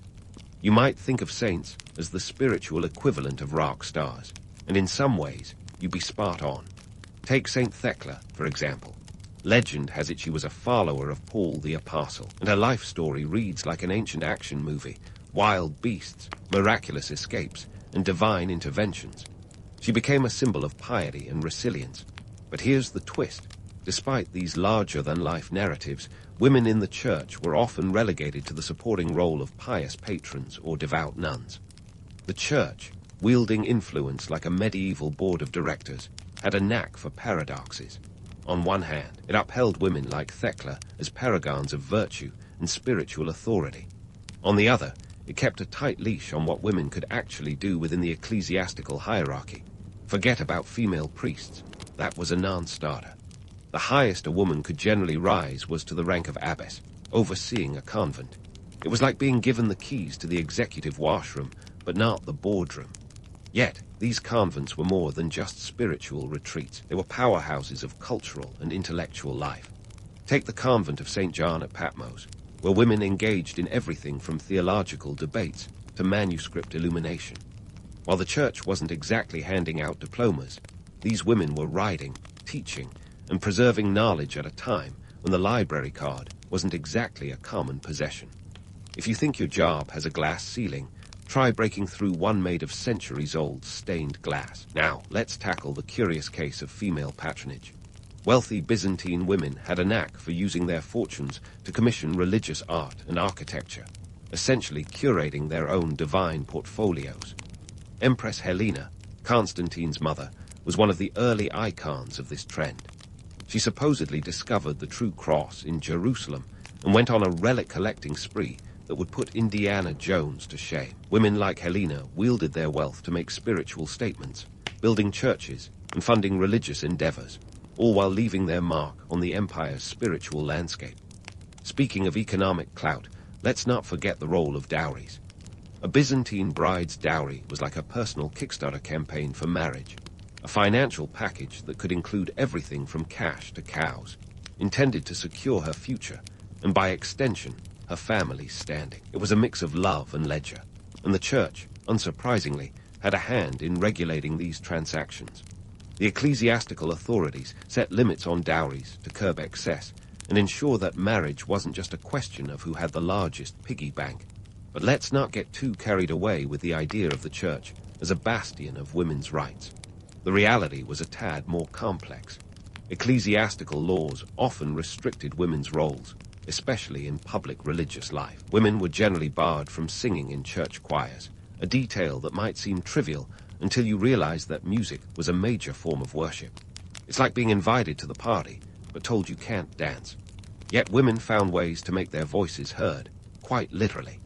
They participated in the religious life of their communities, often leading prayer groups or organizing religious festivals.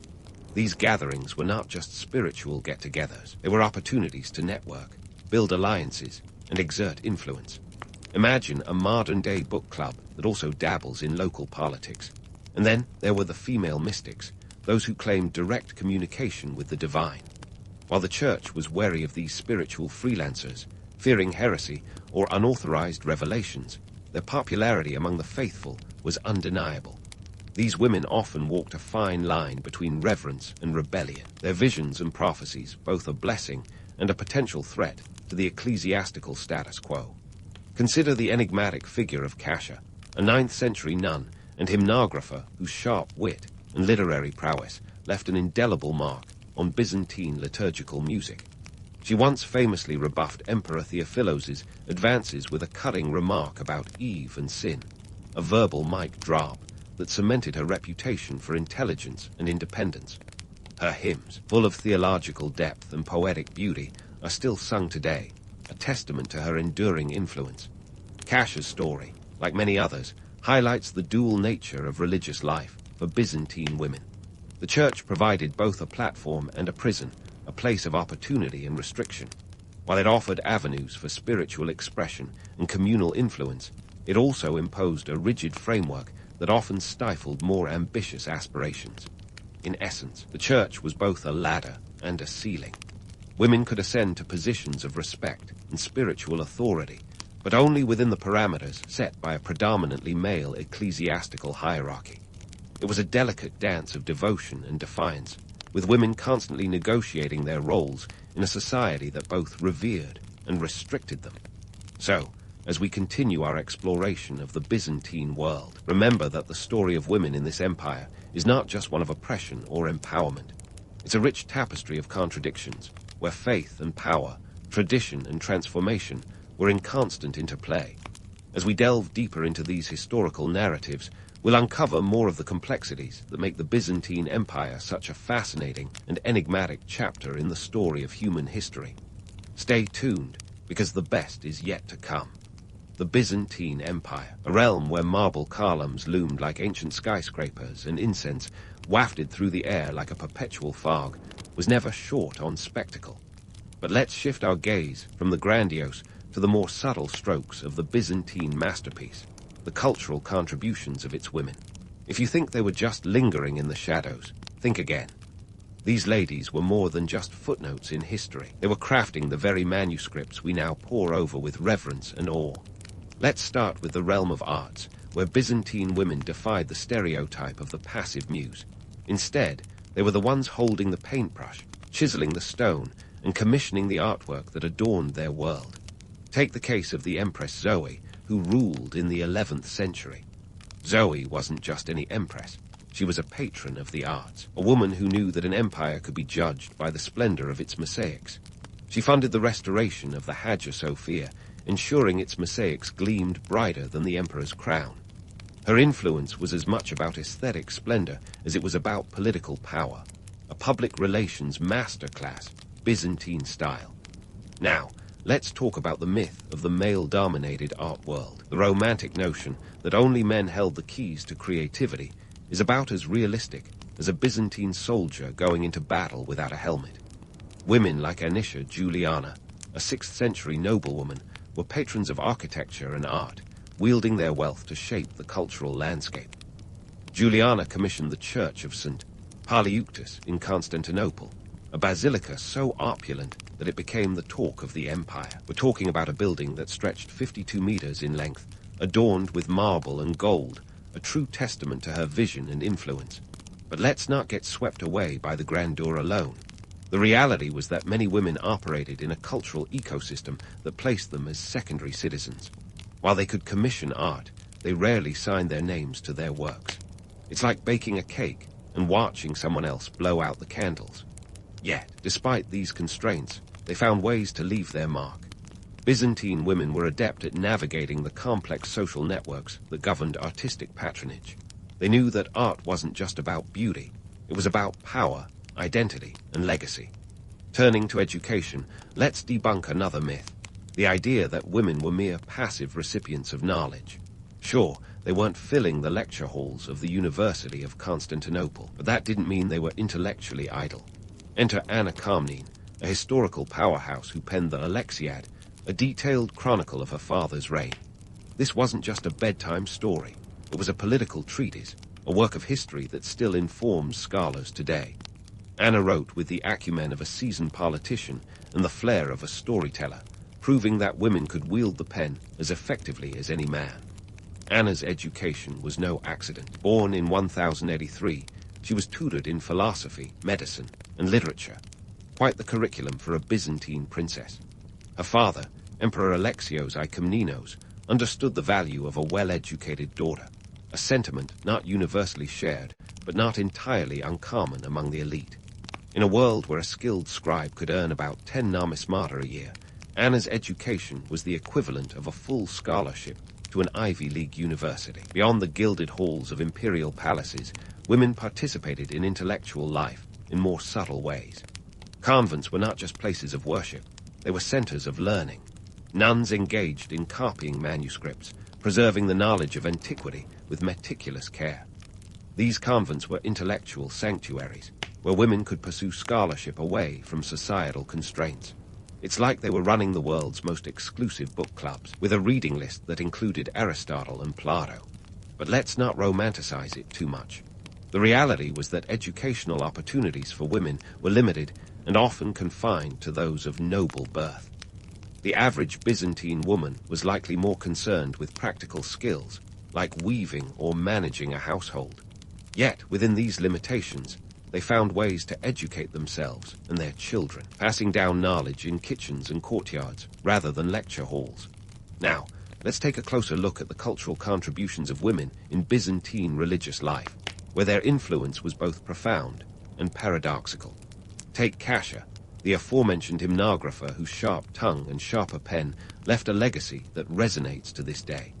Born into a wealthy family around 805, Kasia refused to conform to the expectations of her gender.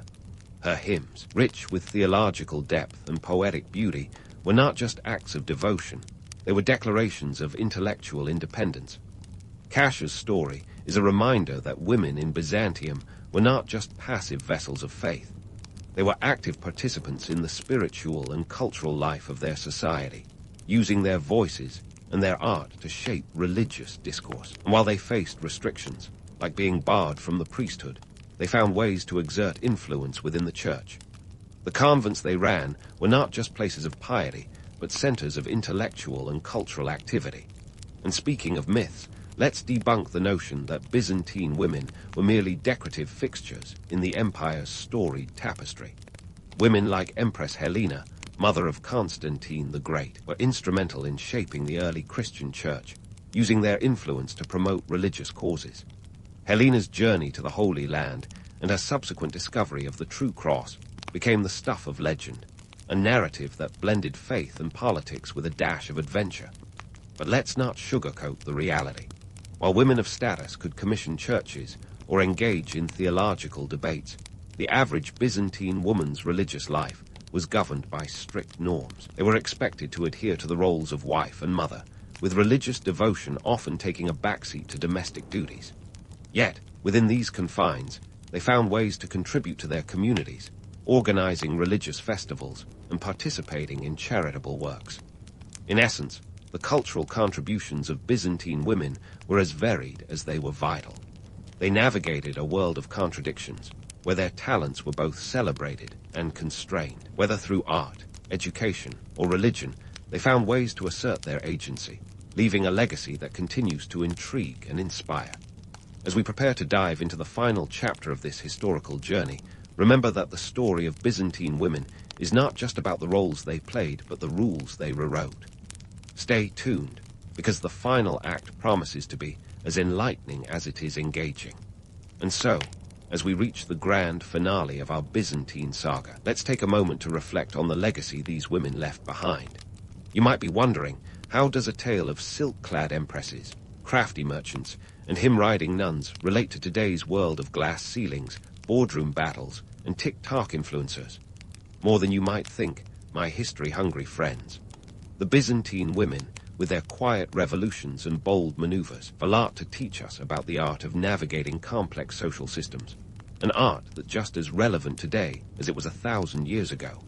First, let's tackle the romanticized view of the past, that alluring but misleading lens that makes history seem like a series of grand narratives starring exceptional individuals. While it's tempting to see Byzantine women as either damsels in distress or shrewd power players, the truth is far more nuanced. They were, in fact, both and neither, a delightful paradox wrapped up in the rich tapestry of an empire that spanned 3 continents and over a millennium. Sure, Theodora climbed from the circus to the throne, but for every Theodora, there were countless other women whose names didn't make it into the history books, but whose contributions were just as vital. They were the ones managing households, raising future emperors, and keeping the cogs of the Byzantine machine well-oiled. Now, let's get to the juicy bit. What does all this mean for us today? Well, if you've ever felt like you're juggling more responsibilities than a circus performer with a penchant for fire eating, you're in good company. Byzantine women were the original multitaskers, balancing domestic duties with economic and social influence.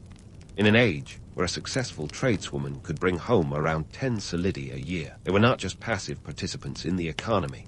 They were active players, skillfully negotiating their way through the bustling markets of Constantinople and beyond. They understood something that still holds true. Economic power often translates to social influence.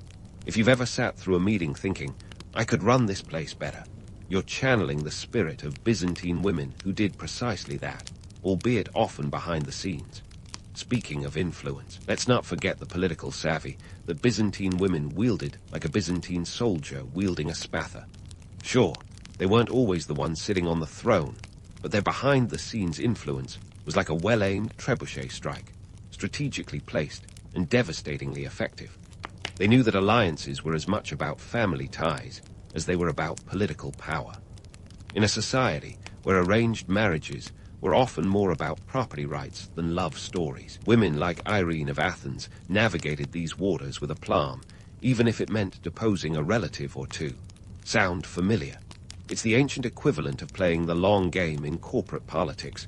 And then there's the question of education, something that wasn't just a privilege, but a form of power. Anna Karenina's literary contributions remind us that knowledge is not just power, it's also legacy. If you've ever been told that you're too ambitious or too outspoken, take a page from Anna's book, literally. She wrote the Alexiad with the kind of intellectual courage that would make any modern-day academic nod in solidarity. Her writings are a reminder that women have always been capable of intellectual greatness, even when society tried to confine them to the margins. But let's not sugarcoat it. Byzantine society was far from egalitarian. Women faced legal and social restrictions that would make today's barriers seem like mere speed bumps. Yet, within these constraints, they found ways to assert their agency and shape their destinies. It's a testament to the resilience of the human spirit, a reminder that while societies may change, the drive to make a mark on the world is as old as time itself. So, what's the takeaway here? In a world where the gender pay gap is still a thing, and women's rights are often debated like a Byzantine theological controversy, the lessons of Byzantine women are more relevant than ever. They teach us that power can be wielded in myriad ways, that influence is not always about who sits at the head of the table, and that the stories of everyday people are just as important as those of emperors and empresses. As we wrap up this Byzantine odyssey, remember that history is not just a collection of dates and events. It's a mirror reflecting the complexities of human nature. The women of Byzantium remind us that the past is not just a foreign land, but a place full of stories that echo through time, shaping our present and inspiring our future. So the next time you're faced with a challenge, whether it's in the boardroom or the classroom, think of these remarkable women. They faced a world of constraints and still managed to leave an indelible mark on history. If they could do it, so can you. And with that, my fellow history enthusiasts, we close the chapter on Byzantine women, but the lessons they imparted, those are just getting started. In the midst of the Enlightenment's glow, when minds were buzzing with ideas like bees in a honeycomb, a certain Mary Wollstonecraft entered the scene in 1759, right in the heart of England. Born in Spitalfields, London. Yes, the same neighborhood later terrorized by Jack the Ripper. Mary had a knack for landing in chaotic places. Her family dynamics were a bit like a Shakespearean drama, minus the poetic dialogue, and with more shouting across rooms. Mary's father, Edward Wollstonecraft, was a man of grand ambitions but limited achievements. He had a talent for drinking away whatever wealth the family scraped together. They moved houses more often than a modern-day laptop user switches Wi-Fi networks, making the family's financial situation as stable as a Jenga tower built by a toddler. Edward once tried farming in Epping, only to find out that crops don't grow on whiskey fumes. All of this left young Mary with a front-row seat to the perils of economic instability, a real-life lesson in don't put all your eggs in one drunken basket. With an education system that was as welcoming to girls as a porcupine in a balloon shop, Mary's formal schooling was virtually non-existent. Her mother, Elizabeth Dixon, wasn't exactly the nurturing type, more absorbed in weathering her husband's outbursts than cultivating her daughter's intellect. Mary's schoolroom was life itself, and her teachers were the unfiltered experiences of a chaotic household. She learned resilience by watching her mother endure, and probably picked up some debate skills from arguing with her siblings over who would get the least burnt piece of toast. Despite the lack of a traditional education, Mary was a voracious reader. She devoured books like a bookworm with a caffeine addiction, sneaking time to read by the light of flickering candles, probably ruining her eyesight in the process. But who needs perfect vision when you're forging a path for women's rights?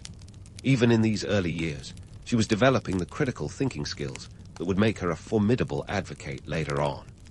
Her imagination was fed by the works of Shakespeare, Milton, and the Bible, which, considering her religious upbringing, served as both comfort and fodder for her questioning spirit. Mary's home life was a perfect storm of economic upheaval and emotional neglect, which, while not ideal, was a breeding ground for her rebellious spirit. Watching her father squander opportunities taught her the value of financial independence, and the way her mother was trapped in an unhappy marriage instilled in her a fierce desire for autonomy. not just for herself, but eventually for all women. Unlike the fairy tales that promised happy endings, Mary's early life was more of a cautionary tale, setting the stage for her future crusade against the injustices faced by women.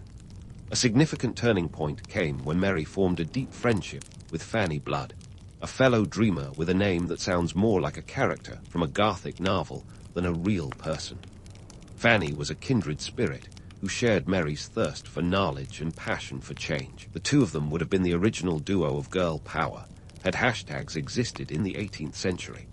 Through Fanny, Mary experienced the power of female friendship, an oasis in the desert of her tumultuous family life. It wasn't long before Mary's thirst for freedom and knowledge led her to make the bold decision to leave home. At a time when women were expected to stay put and be seen but not heard, Mary's departure was akin to a revolutionary act. She embarked on a journey to become a governess, which in those days was one of the few respectable occupations available to women, apart from the ever-popular roles of wife and mother. Her first position was with the Kingsborough family in Ireland, where she got a first-hand look at the disparities between the wealthy elite and the struggling masses. Mary's early experiences were a crucible, forging the steel of her character. She learned the hard way that life wasn't fair, especially for women, but instead of succumbing to despair, she harnessed her frustrations into a determination to change the status quo.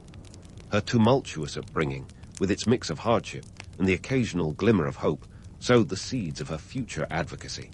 Every challenge she faced, every injustice she witnessed, was another brick in the foundation of her legacy as a pioneering advocate for women's rights. Mary Wollstonecraft's early life was not a fairy tale, but a gritty, real-life drama that would shape her into one of the most influential thinkers of her time. Mary Wollstonecraft's early life was a gritty, real-life drama that would shape her into one of the most influential thinkers of her time. But if you thought Mary was going to rest on her laurels after escaping her tumultuous family life, think again. Our heroine was just warming up, and the next chapter of her life was about to crank up the volume on her revolutionary spirit. Let's fast forward to the moment when Mary, along with her sisters, decided to open a school. Now, this wasn't your typical 18th century school where the biggest lesson was how to keep your bonnet from blowing away in the wind. No, Mary envisioned something far more radical. Picture this: 3 sisters, a modest house in Newington Green, and a dream to create an educational haven for girls. In a world where a woman's education was often limited to embroidery and the art of silence, this was practically a feminist manifesto. The year was 1784, and Mary was about to throw down the gauntlet to the status quo. Running a school in the 18th century wasn't just a matter of drawing up a class schedule and buying chalk. Economic realities were as harsh as a London winter without central heating. The school was a financial tightrope, and Mary was the daring acrobat, balancing precariously with limited resources. The tuition fees were modest, enough to keep the lights on, well, the candles at least, but hardly enough to make them rich. But wealth wasn't the goal. For Mary, the school was a stepping stone to something much larger, the chance to make a real impact on young girls' futures. Despite the financial challenges, the school became a crucible for Mary's burgeoning ideas on education and equality. She was convinced that the key to a woman's emancipation lay in the mind, not in the marriage contract. This belief was the seed that would later blossom into her first published work, Thoughts on the Education of Daughters. Published in 1787, it was more than just a book. It was a siren call for change, a clarion declaration that girls deserved more than the empty platitudes society fed them. In Thoughts on the Education of Daughters, Mary didn't just throw pebbles at the glass house of gender norms. She lobbed a boulder. She argued for a rational education for girls, one that focused on developing their intellect and moral judgment rather than just their ability to serve tea without spilling. The book was a reflection of her own frustrations with the lack of educational opportunities for women, a sentiment that resonated with many. Mary's call for change was as radical as suggesting the earth wasn't flat, yet it was grounded in logic and practicality. She was advocating for women to be educated as rational beings, capable of making informed decisions. This was a revolutionary idea in a world where women were often treated as decorative accessories to their husbands' achievements. Her argument was simple yet profound. Educated women would make better mothers, better wives, and better citizens. It was an argument for equality disguised as a guide to better homemaking, a Trojan horse of feminism, if you will. Now, let's talk about the economic backdrop against which these ideas were playing out. The 18th century wasn't exactly a golden age for women's financial independence. Ladies had about as much control over their money as a cat has over its owner.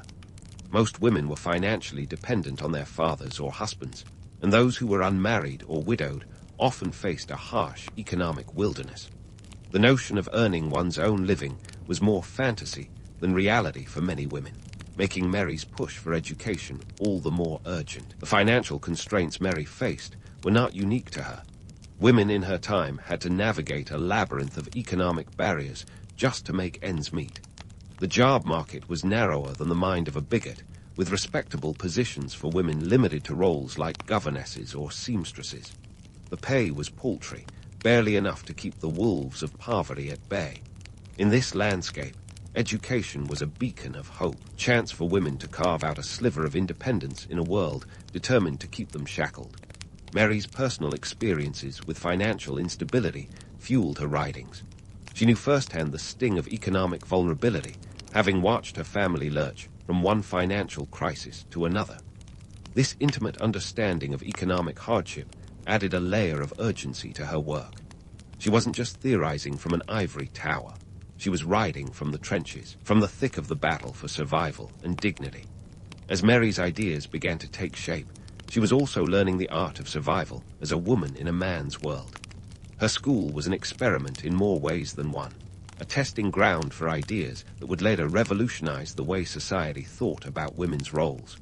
It wasn't just about teaching girls to read and write. It was about teaching them to think, to question, to aspire to something beyond the domestic sphere. Mary's venture into education was more than a career move. It was a declaration of war against the societal norms that stifled women's potential.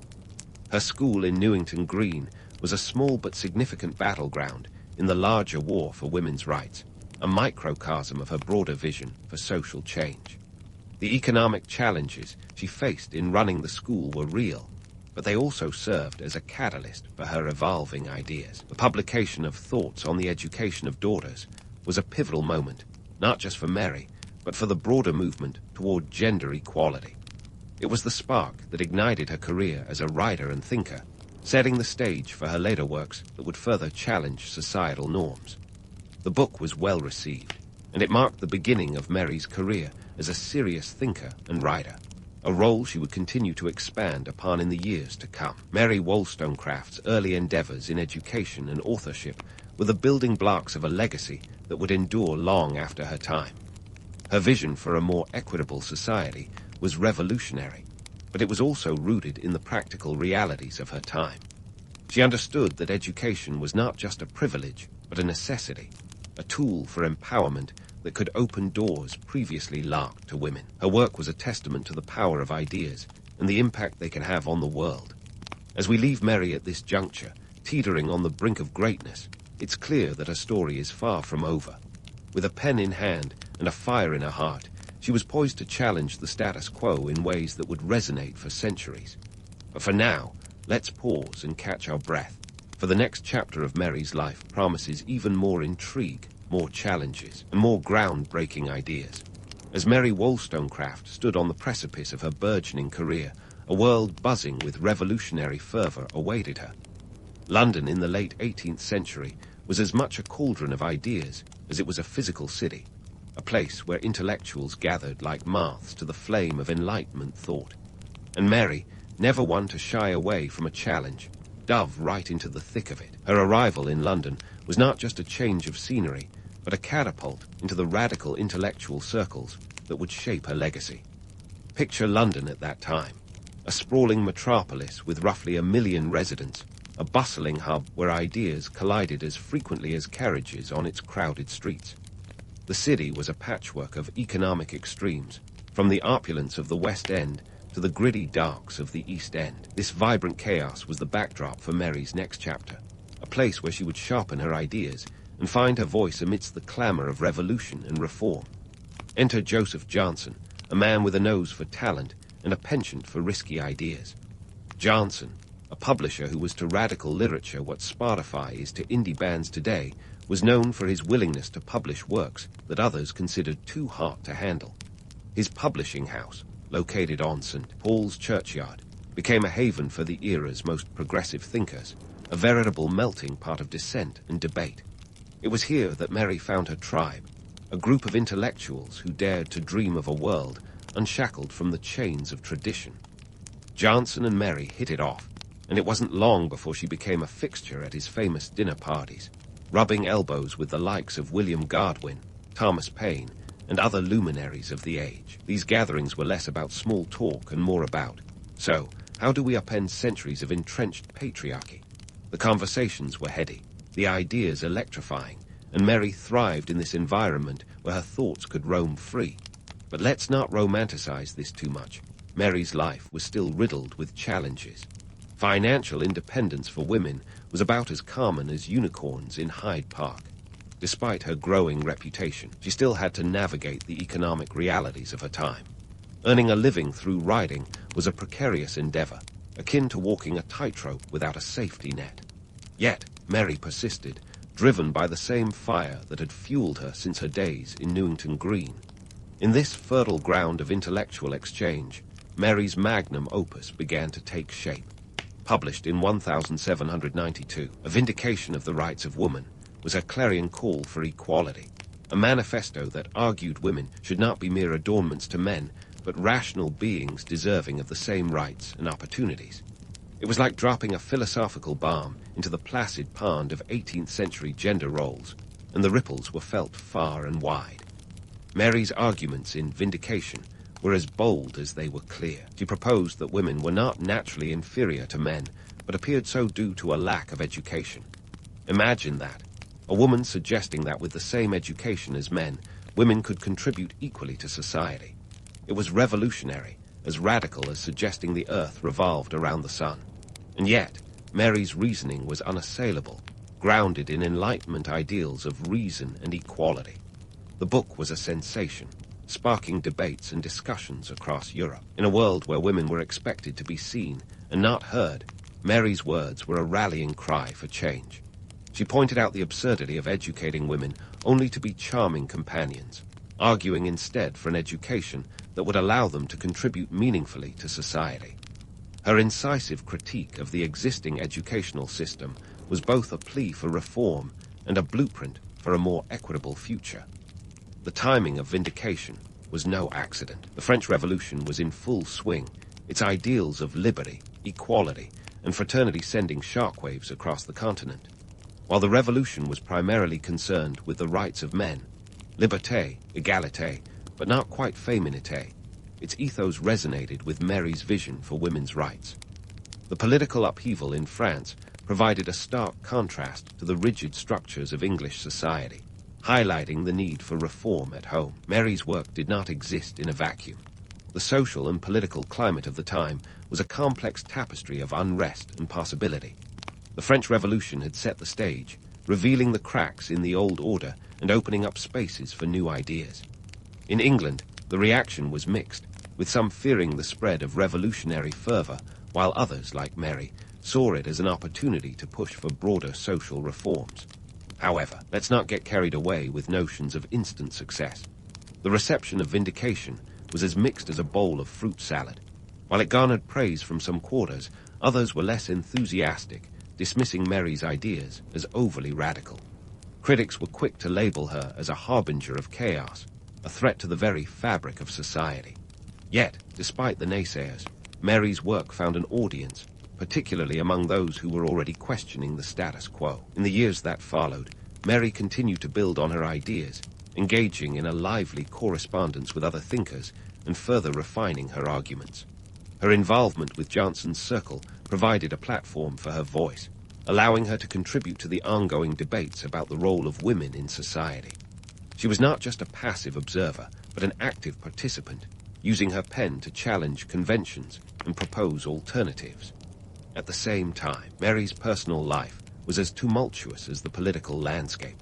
Her relationship with artist Henry Fuseli was a whirlwind of passion and heartbreak. a reminder that even the fiercest intellectuals are not immune to the vagaries of the heart. This affair, while ultimately unrequited, added depth to Mary's understanding of human relationships, influencing her later writings on the complexities of love and marriage. As the 18th century drew to a close, Mary Wollstonecraft stood at the forefront of a burgeoning movement for women's rights. Her ideas, once considered radical, began to gain traction, laying the groundwork for future generations of feminists. Yet, her story was far from over. The next chapters of her life would bring new challenges and adventures as she continued to navigate the turbulent waters of personal and political change. In the meantime, her work with Joseph Johnson's publishing house ensured that her voice remained in the public consciousness. Through her writings, Mary continued to provoke thought and inspire action, challenging her readers to envision a world where women could stand as equals with men. Her legacy was one of courage and conviction, a testament to the power of ideas to transform society. As we pause here, with Mary firmly established as a trailblazer in the fight for gender equality, it's clear that her journey is far from complete. The threads of her story weave through the fabric of history, setting the stage for even more groundbreaking developments in the chapters to come. So stay tuned, because Mary Wollstonecraft's tale is just getting started. As we dive back into the whirlwind that was Mary Wollstonecraft's life, let's hit the road with a bit of romance and a touch of scandal. Enter Gilbert Imlay, an American adventurer with the kind of charm that could sell sand in the Sahara. It was 1793, and Mary was about to embark on a passionate affair that would be as tumultuous as the French Revolution itself. Let's set the scene. Mary found herself in France during the Revolution, a time when the streets of Paris were as chaotic as a Black Friday sale. Amidst the political upheaval, she met Imlay, whose dashing demeanor and revolutionary sympathies swept her off her feet faster than you can say liberté, égalité, fraternité. It was the kind of romance that novels are made of, except this one was very real, with all the highs and lows that come with reality. Imlay and Mary's relationship was intense, to say the least. They shared not just a love affair, but also a daughter, Fanny, born in 1794. For Mary, Imlay represented a chance at the domestic bliss she never had growing up, a break from her relentless pursuit of intellectual validation. But as with many great romances, reality had a way of crashing the party. Imlay's commitment was about as steadfast as a leaf in a gust of wind. Despite Mary's hopes, he was more interested in his business ventures than playing house. The economic context of the time was no fairy tale either. The French Revolution had thrown the economy into chaos, with inflation rates that could make modern heads spin. Mary, always the realist, was acutely aware of the financial instability that surrounded her. Imlay's ventures in the American and European markets were risky at best, and his financial commitments were as flaky as his romantic ones. When he left Mary in Paris to pursue business elsewhere, he promised to return. Spoiler alert, he didn't, but let's not paint Mary as a damsel in distress. Heartbroken but undeterred, she took matters into her own hands, moving to Scandinavia with her young daughter in tow. The trip was part personal healing journey, part business mission on Imlay's behalf. Talk about multitasking. Mary's travels through Denmark, Sweden, and Norway would later inspire her work. Letters written during a short residence in Sweden, Norway, and Denmark, a travelogue that was as much about her inner journey as it was about the landscapes she traversed. Her writings from this period reflect a blend of the personal and political, a testament to her resilience in the face of heartbreak.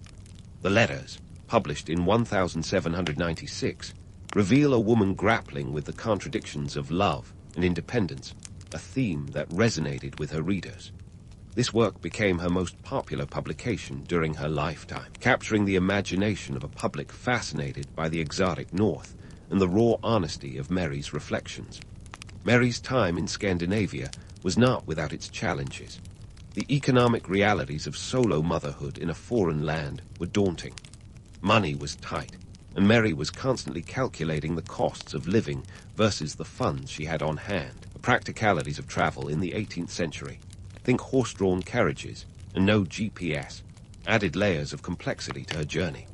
Yet these experiences only deepened her understanding of the world and fueled her advocacy for women's independence. Back in England, Mary's return was met with societal judgment sharper than a Victorian housemaid's tongue. The whispers about her affair with Imlay and her status as an unwed mother were as persistent as a London fog. But Mary, ever the defiant spirit, refused to be cowed by the narrow-mindedness of her peers.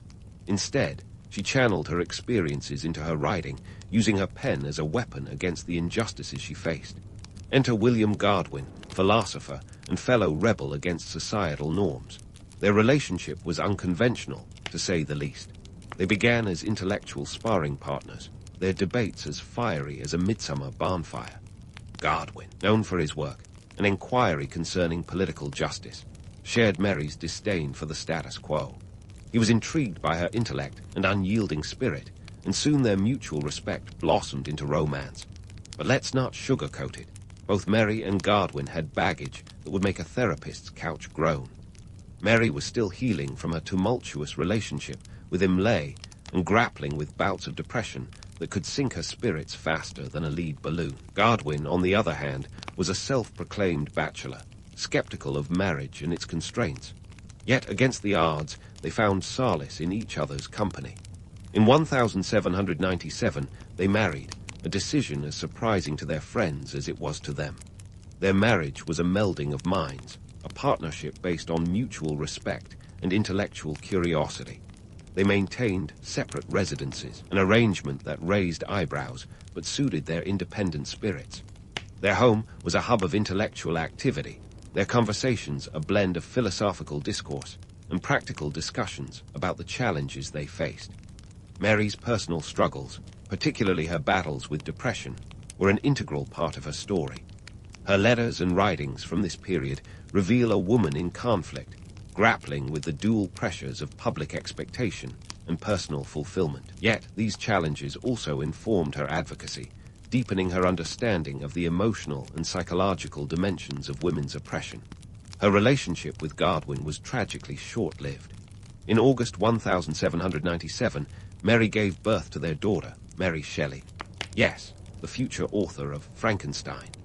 Complications during the birth led to a severe infection, and just 11 days later, Mary Wollstonecraft passed away. She was 38 years old, a life cut short, but not without impact. Godwin, devastated by her loss, published memoirs of the author of A Vindication of the Rights of Woman, a tribute that was both affectionate and brutally honest. While intended as a celebration of her life, the memoir exposed intimate details of Mary's personal struggles and relationships, sparking controversy and affecting her posthumous reputation. It was a reminder that even in death, Mary's life was subject to the scrutiny and judgment she had battled against. Yet Mary Wollstonecraft's legacy endured, her ideas continuing to resonate long after her time.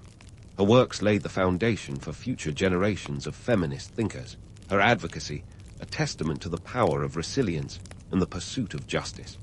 Her life was a tapestry of triumphs and trials, each thread contributing to the rich legacy she left behind. As we pause here, with Mary's story at a critical juncture, her life stands as a testament to the complexities and contradictions of the human experience. Her journey was one of love and loss, of intellectual exploration and personal struggle. Her advocacy for women's rights was not just a philosophical stance, but a deeply personal mission shaped by her own experiences. And while her life was tragically short, her impact was anything but. The next chapter of her legacy would be carried forward by those inspired by her courage and conviction, continuing the fight for equality in a world still grappling with the questions she dared to ask. Mary Wollstonecraft's story does not end with her untimely death. Rather, it evolves, like a complex novel whose final chapters are written by those she inspired. As we delve into the aftermath of her passing, it's important to remember that 1797 wasn't just the end of Mary's physical journey, but the beginning of her mythologization.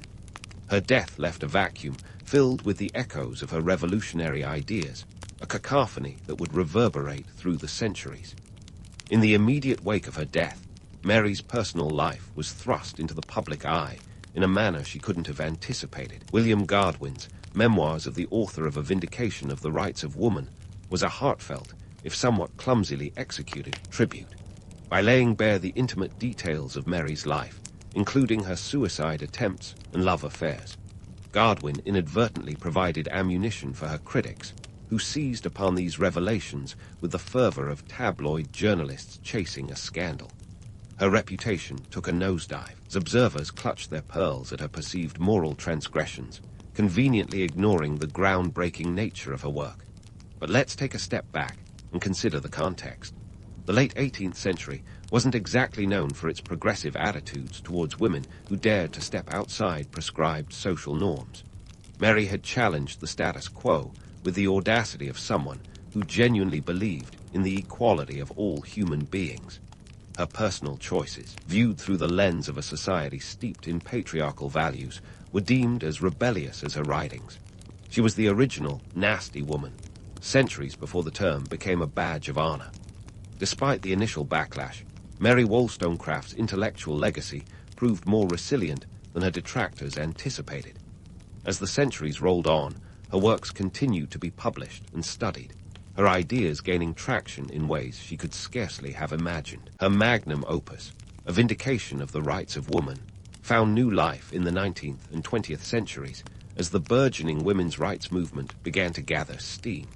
By the time the suffragettes rolled up their sleeves to demand the vote, Mary's words served as both a historical foundation and a radical rallying cry.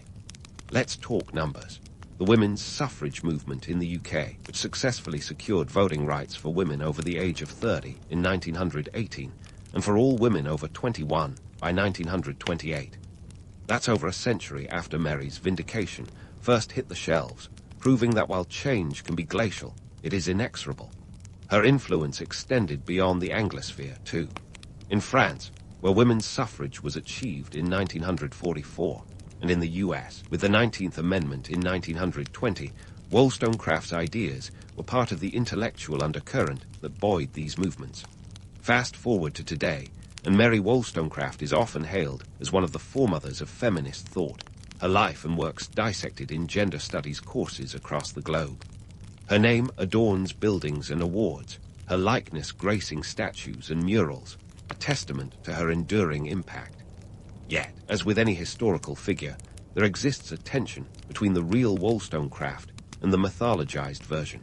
The romanticized image of a lone woman heroically battling against a sea of misogyny is appealing, but it glosses over the messy, complex reality of her life. Mary's story is as much about the economic and social realities of her time as it is about her intellectual achievements. This was a woman who, despite her fiery rhetoric, grappled with the same mundane challenges as the rest of us, paying bills, mending family rifts, and searching for love and acceptance. Her advocacy for women's rights was not born from an abstract philosophical ideal, but from the lived experience of economic precarity and the societal constraints she sought to dismantle. The economic context of Mary's life is crucial to understanding her work. The 18th century economy was unforgiving, particularly to women who attempted to live independently. Mary's push for educational reform was not simply about intellectual empowerment, but practical survival. By advocating for women's education, she was arguing for their right to economic agency, a revolutionary concept at a time when women were often as financially dependent as a teenager with an allowance. In terms of legacy, Mary Wollstonecraft's influence is subtle yet pervasive, like the roots of a tree that continue to grow and spread long after the tree itself has fallen. Her ideas on education, equality, and female agency have permeated modern feminist discourse, reflected in debates around gender pay gaps, access to education, and reproductive rights. While she may not have lived to see these issues tackled, her writings laid the groundwork for ongoing conversations about what true equality looks like. In many ways, Mary's life is a study in contradictions. She was a product of her time, yet she transcended it. Her personal choices were often at odds with her public advocacy, yet they informed and enriched her work. She was both celebrated and vilified, her reputation swinging like a pendulum between reverence and reproach. Her story reminds us that historical figures are not monoliths but mosaics, complex, multifaceted, and often misunderstood. For every bust or portrait that captures her likeness, there's a narrative that tries to capture her spirit. These narratives are as varied as the interpretations of her work. Some portray her as a tragic figure, others as a pioneering hero. Yet the truth lies somewhere in between. She was a woman who, despite her flaws and failures, dared to dream of a better world. A world in which women weren't just footnotes in history, but authors of their own stories. So, as we wrap up this journey through the life and legacy of Mary Wollstonecraft, let's leave with this thought. Her story is not just the tale of one woman's fight for equality, but a testament to the enduring power of ideas. Ideas that, like seeds, can take root and flourish long after their planter has passed. Mary Wollstonecraft sowed the seeds of change, and while she may not have lived to see the fruits of her labor, her legacy continues to inspire those who dare to challenge the status quo. Here's to the rebels, the dreamers, and the thinkers, and to Mary, who was all three. You're up at the crack of dawn in Tenochtitlan, the heart of the Aztec Empire, where life is as bustling and intricate as the city's famous causeways. You're not just any ordinary citizen, though. You're a priest, one of the select few navigating the complex web of religion, politics, and yes, even economics. Your status isn't just about chanting and incense. It's a life of high stakes and high pressure. The priests of the Aztec world are the social equivalent of rock stars and civil engineers rolled into one, except with more feathers, less screaming fans, and way more responsibility. You see, in this world, you hold the keys to the cosmos, my friend. The Aztecs have a particular fondness for rituals, and these aren't your run-of-the-mill Sunday services. We're talking elaborate ceremonies that would put modern music festivals to shame. The stakes are high because these rituals aren't just about pleasing the gods. They're tied into the very survival of your city. Miss a step, and you're not just risking a bad review, you're risking cosmic disaster.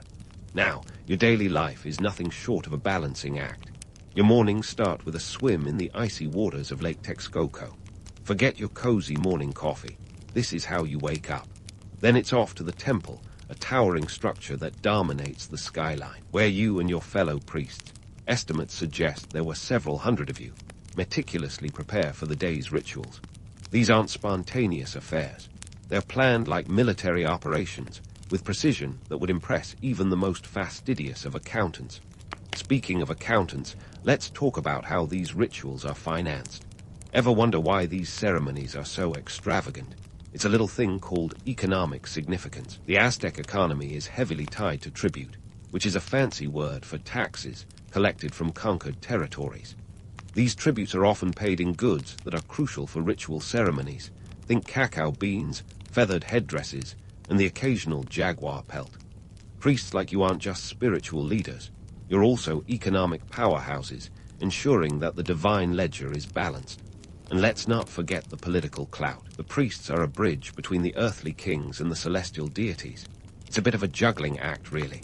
You're the ones who assure the Tlatoni, the Aztec ruler, that the sun will rise tomorrow. And if it doesn't, well, let's just say that the blame game isn't a modern invention. Your ability to conduct these rituals flawlessly is what keeps you in the good graces of both the heavens and the human powers that be. So, what does all this mean for you? Well, surviving as an Aztec priest is about more than just mastering the sacred rituals. It's about maintaining your status in a society where religious and political lines are as blurred as a watercolor painting in the rain. You have to be sharp, observant, and maybe a tad paranoid. The complex ceremonies you perform are what keep the city's heart beating, and your own heart in your chest. No pressure, right? But here's the kicker. The myths don't quite capture the grit behind the grandeur. Sure, the image of a serene priest communing with the gods is romantic, but the reality is far less idyllic. The rituals are grueling and physically demanding.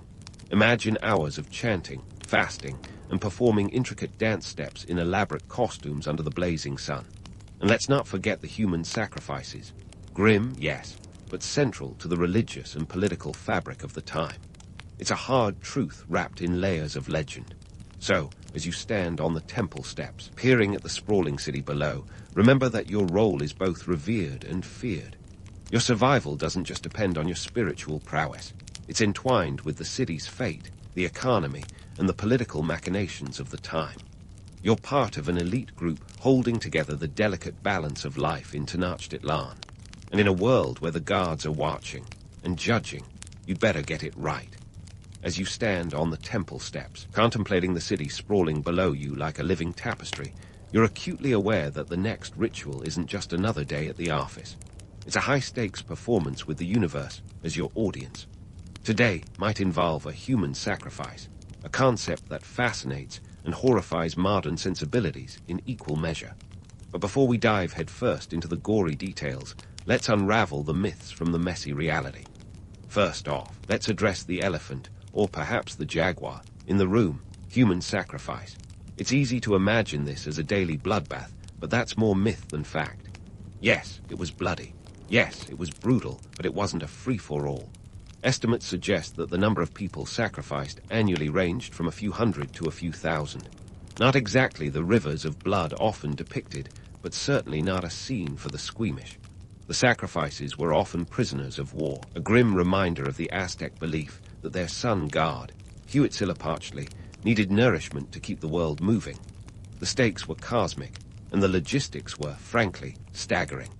Imagine orchestrating a ritual that requires not just divine precision, but also social harmony. The priests, like you, were the event planners of the divine, ensuring everything from the timing to the number of participants was spot on. These events were so precisely timed that they could rival a Swiss watchmaker's schedule. They had to be, because according to Aztec cosmology, missing a beat could mean the end of the world as they knew it. Talk about pressure. And speaking of pressure, let's not forget the psychological toll on the priests. You're not just a performer, you're also part of a belief system where every ritual cut and chant could mean the difference between celestial favor and divine wrath. The physical demands were intense: fasting, sleepless nights, and the emotional weight of sending souls to the gods. You might think of it as a spiritual marathon, and like any marathon runner, you had to be in peak condition both physically and mentally. The logistics of these rituals were a spectacle in themselves. The Aztecs didn't just pick any spot for these grand affairs. They were held on towering pyramids, like the Templo Mayor, which stood a dizzying 60 meters tall. Ascending those steps wasn't just a physical feat, it was a metaphorical journey from the earthly realm to the divine. The sacrifices took place at the top of these temples, where the priests wielded obsidian blades with surgical precision. The heart, still beating, was offered to the gods, a grisly yet profound gesture of devotion. Now, before you dismiss this as sheer barbarism, consider the context. To the Aztecs, this wasn't murder. It was an essential act of piety. The harsh reality is that they genuinely believed the sun wouldn't rise without these offerings. It was a grim necessity woven into the social fabric, much like taxes today, unpleasant, but part of the system. In a society where the line between religion and state was as clear as mud, these rituals were what kept the political machinery well-oiled and the societal order intact. Let's take a moment to debunk another myth, that these rituals were met with universal horror. In reality, they were as accepted as any major public event. The sacrifices were, in a twisted sense, a community affair, with entire families attending, much like a modern-day parade. It was a social event, albeit a gruesome one, embedded in the cultural psyche. But not everyone was on board. There were dissenters, whispers against the current. Some accounts suggest that even among the Aztecs, there were those who questioned the necessity and morality of such acts. Yet, these voices were often drowned out by the overwhelming cultural and religious momentum, much like the lone voice of reason in a room full of zealots. And let's not forget the role of contemporary accounts in shaping today's perceptions. Much of what we know comes from the Spanish conquistadors, who had their reasons, both political and religious, to paint the Aztecs as savages. Their accounts were colored by their own agendas, and while they provide invaluable insights, they also come with a healthy dose of bias. It's a reminder that history, much like the rituals themselves, is a complex tapestry of truth and perception. So here you are, a cog in this intricate machine, balancing the weight of tradition and innovation. You're not just preserving the past, you're actively shaping it, ensuring the sun god gets his due and the city keeps ticking. It's a heavy mantle, but one that comes with its own rewards and reverence. As you prepare for yet another ritual, surrounded by the rhythmic beating of drums and the scent of burning copal, you realize that this isn't just about survival or duty. It's about understanding a world where the celestial and the earthly are inextricably linked, where each heartbeat is a testament to the divine dance. And in this world, my friend, you're not just a priest, you're the heartbeat of an empire. And so, as you're about to step into yet another day of cosmic choreography, let's unravel the intricacies of why those rituals were more than just bloody spectacles. They were the very glue holding the Aztec world together. You see, the Aztecs were not just a bunch of folks with a penchant for feathered hats and pyramids. They were deeply entrenched in a belief system that saw the universe as a precarious balancing act between order and chaos, and who better to keep that balance than a cast of characters that rival any modern cinematic universe. Take Huitzilopochtli, the sun and war god, for instance. He wasn't just a celestial figure, he was the very embodiment of Aztec identity, a god born of a miraculous conception involving a ball of feathers. His daily battle to bring the sun across the sky was a cosmic soap opera, and the priests, they were the directors ensuring the show went on without a hitch. Without their careful orchestration, the sun might decide to take a sick day, leaving the world in eternal darkness. And nobody wants that, not even the Aztecs. Now, the Aztec pantheon wasn't a mere who's who of deities. It was a complex web that mirrored the Aztec society itself. You had gods for rain like Tlaloc, who held the agricultural economy in his watery hands. And let's not forget Quetzalcoatl, the feathered serpent, a deity of wind, wisdom, and, intriguingly, self-reflection. The priests weren't just spiritual leaders, they were celestial mediators, maintaining a divine status quo that was as fragile as a soap bubble. But maintaining this delicate balance required more than just fervent praying and bone-rattling chants. It was an exercise in political finesse. The priests had to navigate the whims of the gods while keeping the Tlatoni, the Aztec ruler, happy. Imagine being both the chief spiritual officer and the head of state affairs.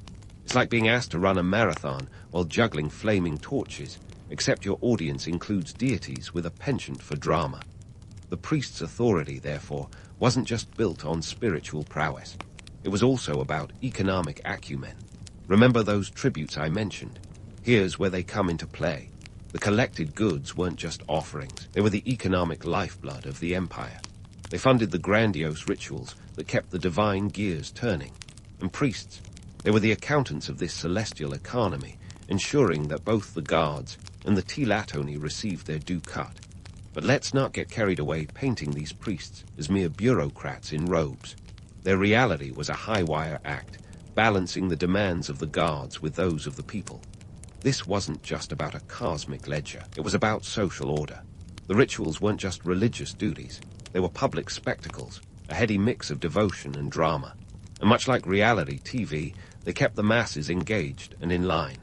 This brings us to the juicy part, debunking the myth of the bloodthirsty priest. Sure, the image of a priest gleefully wielding an obsidian blade is vivid, but let's dial it back a notch. These priests were not maniacs with a taste for gore. They were participants in a cultural narrative that saw sacrifice as a sacred duty. It was a grim necessity, not a hobby. The gruesome reality was that these priests were as much victims of their culture as the sacrifices they performed. And speaking of victims, let's not forget the psychological toll on the priests. Imagine the emotional weight of ensuring that the universe doesn't implode on your watch. This wasn't just physical exertion, it was mental gymnastics. The priests had to believe in their own narratives or risk losing the very power that kept the city alive. It's not unlike convincing yourself that your favorite sports team can win against all odds, and then carrying the burden of that belief. The romanticized narratives often gloss over these harsh realities, painting priests as either saintly figures or savage barbarians. But the truth, as always, lies somewhere in between. They were human, with all the flaws and complexities that come with the territory. They had doubts, fears, and moments of introspection. Yet they carried on, driven by a belief system that intertwined their fate with that of the cosmos. And let's talk about the public perception. To the Aztecs, these rituals were a necessary spectacle. Imagine a society where these events were as anticipated as the latest blockbuster movie. They were community gatherings that reinforced social bonds, albeit with a macabre twist. The public didn't just tolerate these rituals. They were as much a part of the social fabric as the bustling markets and the vibrant festivals. Yet, not everyone was on board with this cosmic theater. There were dissenters, voices that questioned the morality and necessity of such acts. But these voices were often drowned out by the overwhelming tide of tradition and belief. It was a society where questioning the status quo was as risky as juggling with dynamite, and just as explosive. And let's not overlook the role of external accounts in shaping our perceptions. The Spanish conquistadors, upon their arrival, were both fascinated and horrified by the Aztec rituals. Their narratives, colored by their own religious and political agendas, painted the Aztecs as bloodthirsty savages. These accounts, while invaluable, must be taken with a grain of salt and perhaps a shot of tequila. So here we are, unraveling the mythos of the Aztec priesthood, one feather at a time. The reality is a tapestry of belief, power, and practicality. As you stand amidst the rhythmic drums and the scent of burning copal, you realize that your role isn't just about survival or duty. It's about navigating a world where the divine and the mundane are inextricably linked, a dance that has been both revered and feared through the ages. And as you prepare for another ritual, you understand that this isn't just about appeasing the gods or maintaining social order. It's about embodying a belief system that sees each heartbeat as a testament to the divine dance. In this world, you're not just a priest. You're a vital thread in the grand tapestry of the Aztec cosmos, and the show, as they say, must go on. And speaking of the show going on, let's dive into the backstory of how you, an Aztec priest, found yourself in the spotlight. Spoiler alert, it wasn't just a matter of picking up a feathered headdress and calling it a day. Becoming a priest in Tenochtitlan required more than just divine favor. It was a full-on boot camp for the soul, mind, and wallet. First, let's talk about the training. The path to priesthood began at a young age, usually around 10 or 12 years old. Think of it as Hogwarts meets military school, minus the wands, and with a lot more chanting. You enrolled in the Karmakak, an elite institution designed to churn out the future leaders of the Aztec religious and political hierarchy. It wasn't exactly a walk in the Chinampas. The curriculum was as rigorous as it was diverse, encompassing everything from astronomy and theology to public speaking and military strategy, because who doesn't love a priest who can also lead an army? The training was a test of endurance and discipline. Picture this: pre-dawn wake-up calls for prayers, followed by long hours of memorizing hymns and religious texts. And if you thought the fasting was just for special occasions, think again. Regular fasting was part of the deal, a way to toughen up both body and spirit. Oh, and let's not forget the occasional late-night vigil, where the line between sleep deprivation and divine vision blurred like an impressionist painting. Now, you might be wondering, what drove someone to endure such a grueling regimen? Well, besides the spiritual calling, it was all about prestige and power. Being a priest wasn't just about wearing cool robes and getting front-row seats at ceremonies. It was a ticket to the upper echelons of Aztec society. And let's be honest, who doesn't want a career that promises both enlightenment and influence? But here's the kicker. Getting into the Karmakak wasn't simply about personal ambition. It had hefty financial implications for your family. Remember, this wasn't a time when you could apply for a student loan or score a scholarship. Families, often from the nobility, had to cough up substantial resources to ensure their child received the best religious education. We're talking about tribute payments in the form of goods and services that could be as costly as a small army's ransom. Basically, your education was the ancient equivalent of sending a kid to an Ivy League school today. This financial investment meant that only families who were already well off could afford to send their children to the Karmakak. The economic burden was hefty, but the potential returns were even heftier. The prestige of having a priest in the family could elevate a family's status, opening doors in the social and political arenas that were otherwise locked tighter than a virgin's corset. It was a gamble, but one where the chips were stacked in favor of those who could afford the ante. But let's not sugarcoat it. The stakes were high, and the pressure was intense. Imagine being a young initiate, burdened not only with the weight of divine expectations, but also with the hopes and financial sacrifices of your family. The path to priesthood was not just a personal journey. It was a communal investment in future prosperity and influence. In a society where the gods' favor was believed to be as fickle as a teenager's crush, the pressure to succeed was immense. And succeed you must, because failure wasn't just a personal setback. It was a familial disgrace. The potential for prestige came with the risk of ruin. If you failed to complete your training or couldn't cut it as a priest, the financial sacrifices of your family would be in vain, and their social standing could plummet faster than the Aztec sacrificial knife. It was a high-wire act of epic proportions, where the safety net was as reliable as a politician's promise. So, how did young initiates survive such an ordeal? Well, besides grit and determination, they had the support of a tightly knit community. The Karmakak wasn't just a school, it was a brotherhood, and sometimes sisterhood, as women could also serve in certain religious roles. Fellow students became allies, sharing the burdens of study, fasting, and ritual practice. The bands formed in this crucible of religious education were as strong as the obsidian blades used in the sacrifices. Of course, the training wasn't just about survival, it was about transformation. The goal was to mold young minds into vessels worthy of the gods' favor. And that required more than just rote learning. It demanded introspection and understanding. The priests in training had to internalize the cosmic narratives of the Aztec pantheon, becoming living embodiments of the myths and legends that shaped their world. It was a heady mix of education and indoctrination, where the line between reality and belief was as thin as a jaguar's whisker. But let's not forget the practical side of priesthood training. Besides the spiritual and academic rigors, there was a healthy dose of physical training. After all, performing rituals on top of towering pyramids required the stamina of a marathon runner and the balance of a tightrope walker. Initiates underwent physical conditioning that would put modern fitness programs to shame. From carrying heavy ceremonial objects to performing intricate dances, the training was a full-body workout designed to ensure that priests could carry out their duties with the grace of a jaguar and the endurance of a drought-resistant cactus. And in between all this rigorous training and divine contemplation, there was the matter of learning the art of persuasion. Priests needed to be master orators, capable of swaying both the gods and the people with their words. Public speaking was an essential skill, and initiates practiced tirelessly to perfect their delivery. They learned how to weave words into powerful narratives, enchanting their audiences with tales of gods and heroes, all while ensuring that the divine message was as clear as a lake on a windless day.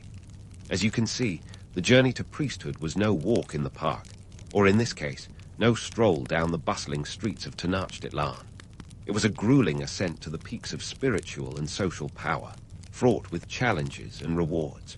For those who made it, the rewards were as sweet as the cacao used in their sacred rituals.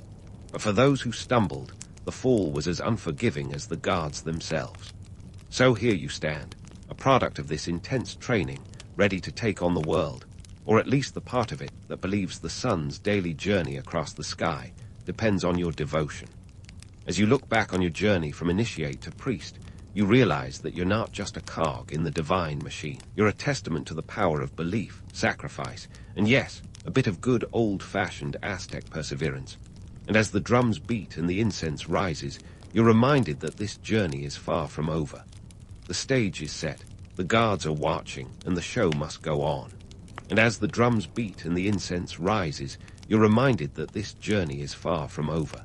The stage is set, the guards are watching, and the show must go on. But what happens when your stage is invaded by an unexpected cast of Europeans with armor that gleams brighter than a midday sun and a penchant for rewriting scripts?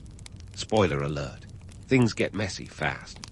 Enter the Spanish conquistadors, led by Hernán Cortés, a man with ambitions as grand as his mustache.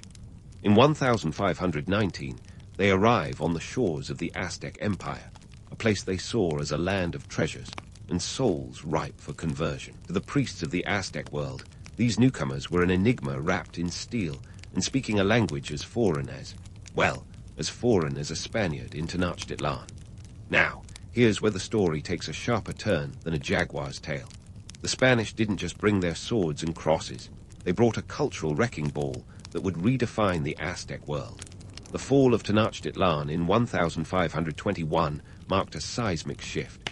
The once mighty priesthood, who had danced with the guards and kept the celestial clock ticking, found themselves sidelined faster than you could say conquistador. This wasn't just a political coup, it was a theological overhaul. The Spanish, fueled by their own religious fervor, saw the Aztec rituals not as acts of devotion, but as heresy on a grand scale. The priesthood, once the rock stars of Tenochtitlan, were now heretics in the eyes of these new overlords. Their temples, those towering structures of devotion and sacrifice, were repurposed or razed, their altars replaced with crosses. The coup de grace, the conversion efforts, relentless as a summer sun in the Valley of Mexico, aimed to turn the Aztecs from worshippers of many gods into devout Christians. Talk about a forced career change. And what of the priests themselves? Some, seeing the writing on the temple walls, opted to convert, hoping to hold onto scraps of their former influence. Others resisted, clinging to their beliefs even as their world crumbled. Many were executed, their blood now seen as a stain rather than a sacred offering. Those who survived faced a new reality where their divine narratives were footnotes in a history rewritten by victors. But let's pause to consider the economic angle. The Spanish conquest wasn't just a cultural and religious upheaval.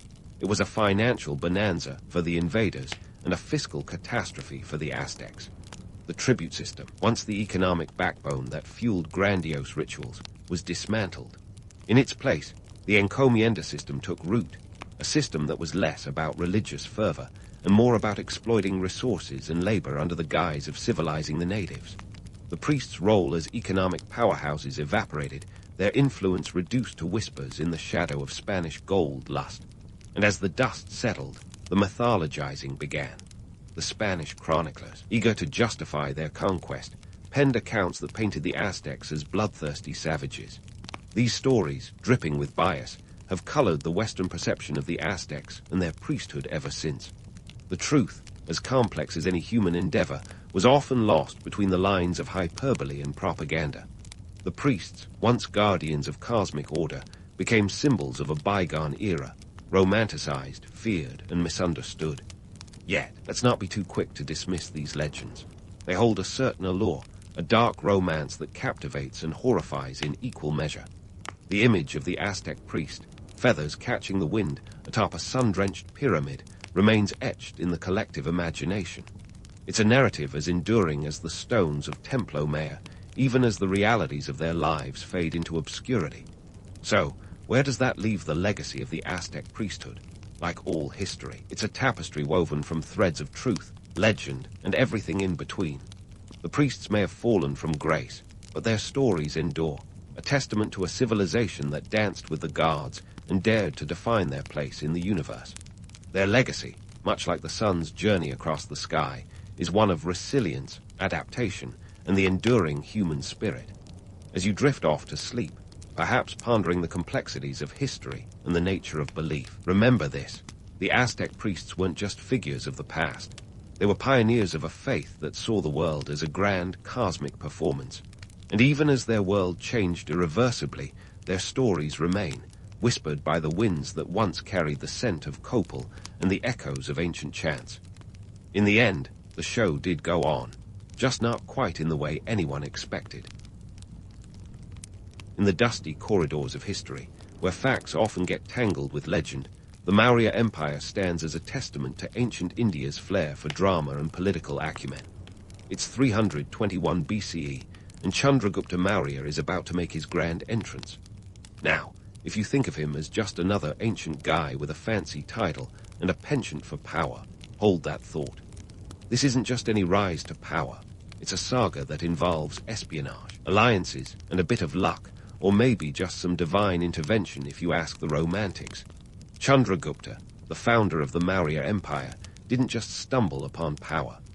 No, he orchestrated a political symphony that would put today's strategists to shame. But let's not get ahead of ourselves. At the time, India was a patchwork of kingdoms, and the region was catching its breath after the whirlwind that was Alexander the Great. His death in 323 BCE left a power vacuum that could suck in any ambitious leader. Enter Chandragupta, a young man with a dream as big as his empire would become. A bit of background. Chandragupta was born in the Magadha region, in what is now modern-day Bihar. Sources are a bit sketchy here, but let's just say he wasn't exactly born with a silver spoon. Some say he was of humble origins, while others paint him as a prince in exile. Either way, he had gumption, and that counts for a lot in the ruthless game of thrones that was ancient India. He was mentored by Chanakya, a shrewd Brahmin scholar who was to Chandragupta what Yoda was to Luke Skywalker. Now, Chanakya had a bone to pick with the Nandas, the ruling dynasty of Magadha. The Nandas were rolling in wealth and power, which of course made them prime targets for a coup. Chanakya, with his strategic mind and penchant for revenge, saw potential in the young Chandragupta. Together, they plotted to overthrow the Nandas, and after a series of skirmishes and political maneuvering, they did just that. Chandragupta became the ruler of Magadha, but he wasn't about to stop there. This was just the opening act. With the Nandas out of the picture, Chandragupta set his sights on the rest of India. But expanding an empire was no walk in the park. It required allies. Sometimes the best way to make a friend is to share a common enemy.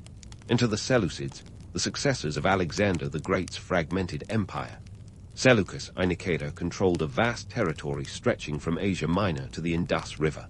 He was a formidable force, and not exactly the kind of neighbor you wanted looming over your shoulder.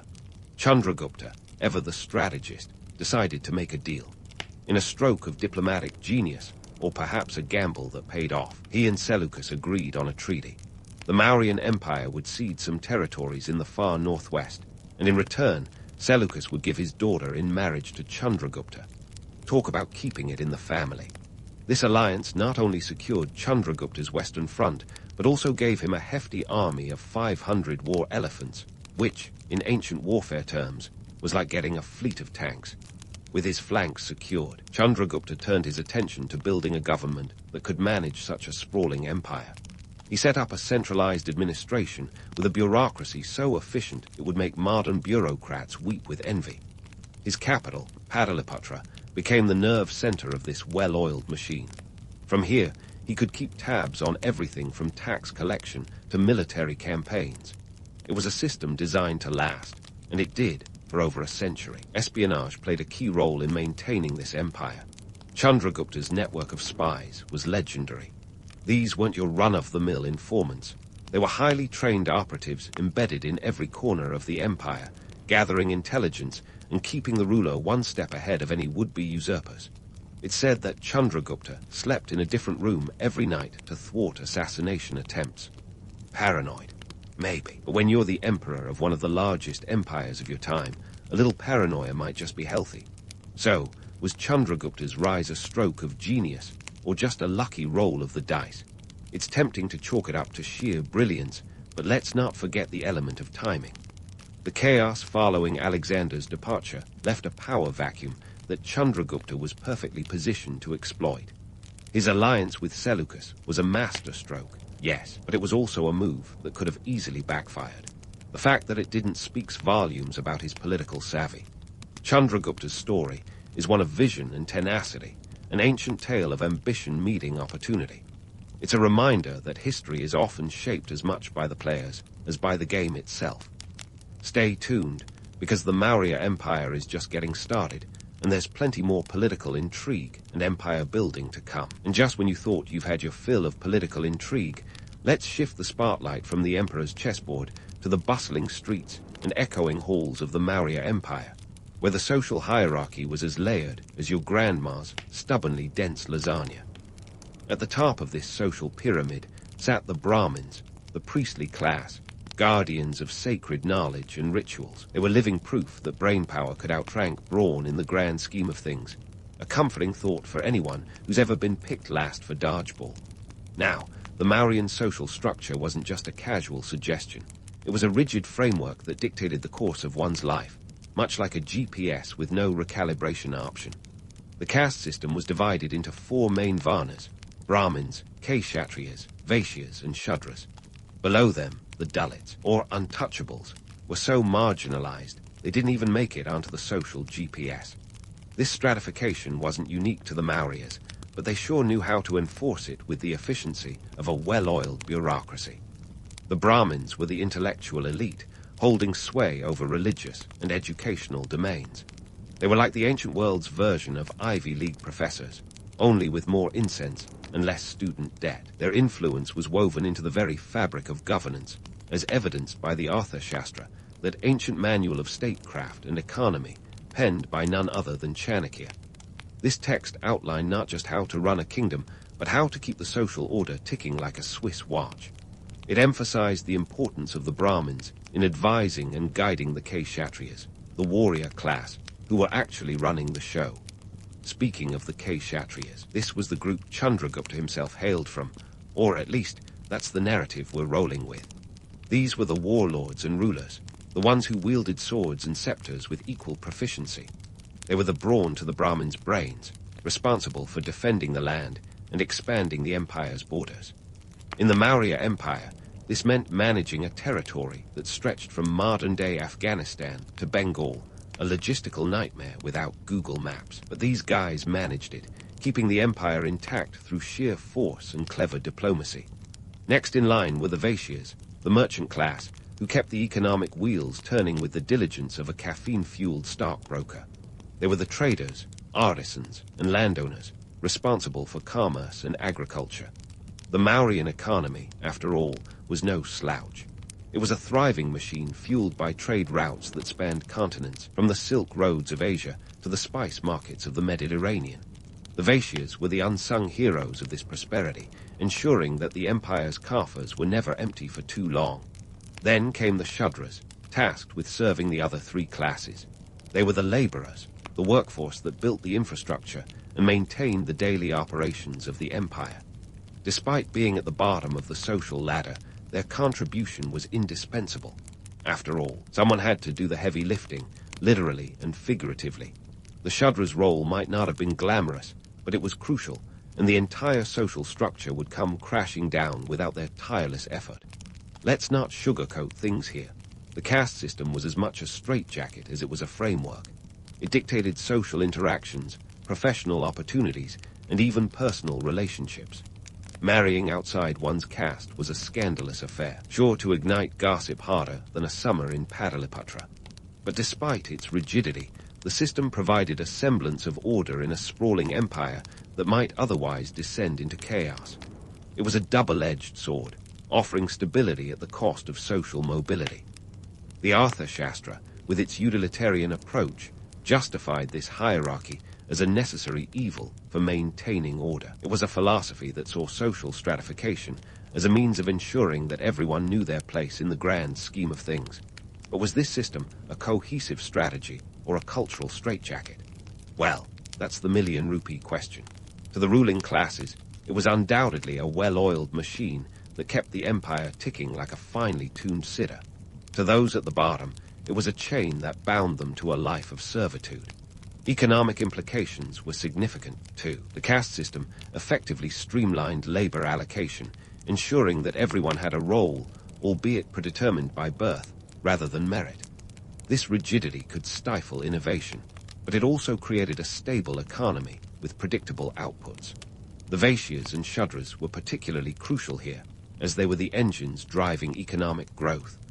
The Maurya Empire's wealth was built on their backs, and while they might not get the glory, they certainly got the job done. But let's not forget the mythic allure of this social structure. The idea of a divinely ordained hierarchy was incredibly appealing, offering a cosmic explanation for one's place in society. It was a narrative that lent legitimacy to the ruling class, making the empire's stratification seem not just necessary, but inevitable. This romantic notion of a divinely sanctioned order was powerful, despite the harsh reality it concealed. So, while the caste system was undoubtedly a tool for maintaining order, it was also a cultural construct that reinforced the status quo. It was a balancing act, keeping the empire stable while preserving the privileges of the few at the expense of the many. As we continue our journey through the Maurya Empire, we'll see how this intricate social dance played out, and whether it was as sustainable as it seemed. Now, don't wander too far, because we're just getting to the juicy bits of how these social dynamics played out in the daily lives of the Mauryans. From bustling marketplaces to the halls of power, we'll explore how this layered society functioned and what it reveals about the human condition. So, stay tuned as we dive deeper into the lives of those who lived under the shadow of the Maurya Empire, where every day was a new chapter in a story both grand and gritty. As we dive deeper into the streets of the Maurya Empire, where trade winds swept through bustling bazaars, and the scent of spices mingled with the sweat of laborers, the economic machine that fueled this ancient giant reveals itself as both awe-inspiring and terrifyingly complex. Picture an empire that stretched over 5 million square kilometers and housed perhaps 50 million souls, each one playing a part in this grand economic theater. The Maurya Empire, with its sprawling territories and diverse resources, was like a massive, ancient corporation where every cog, no matter how small, was essential.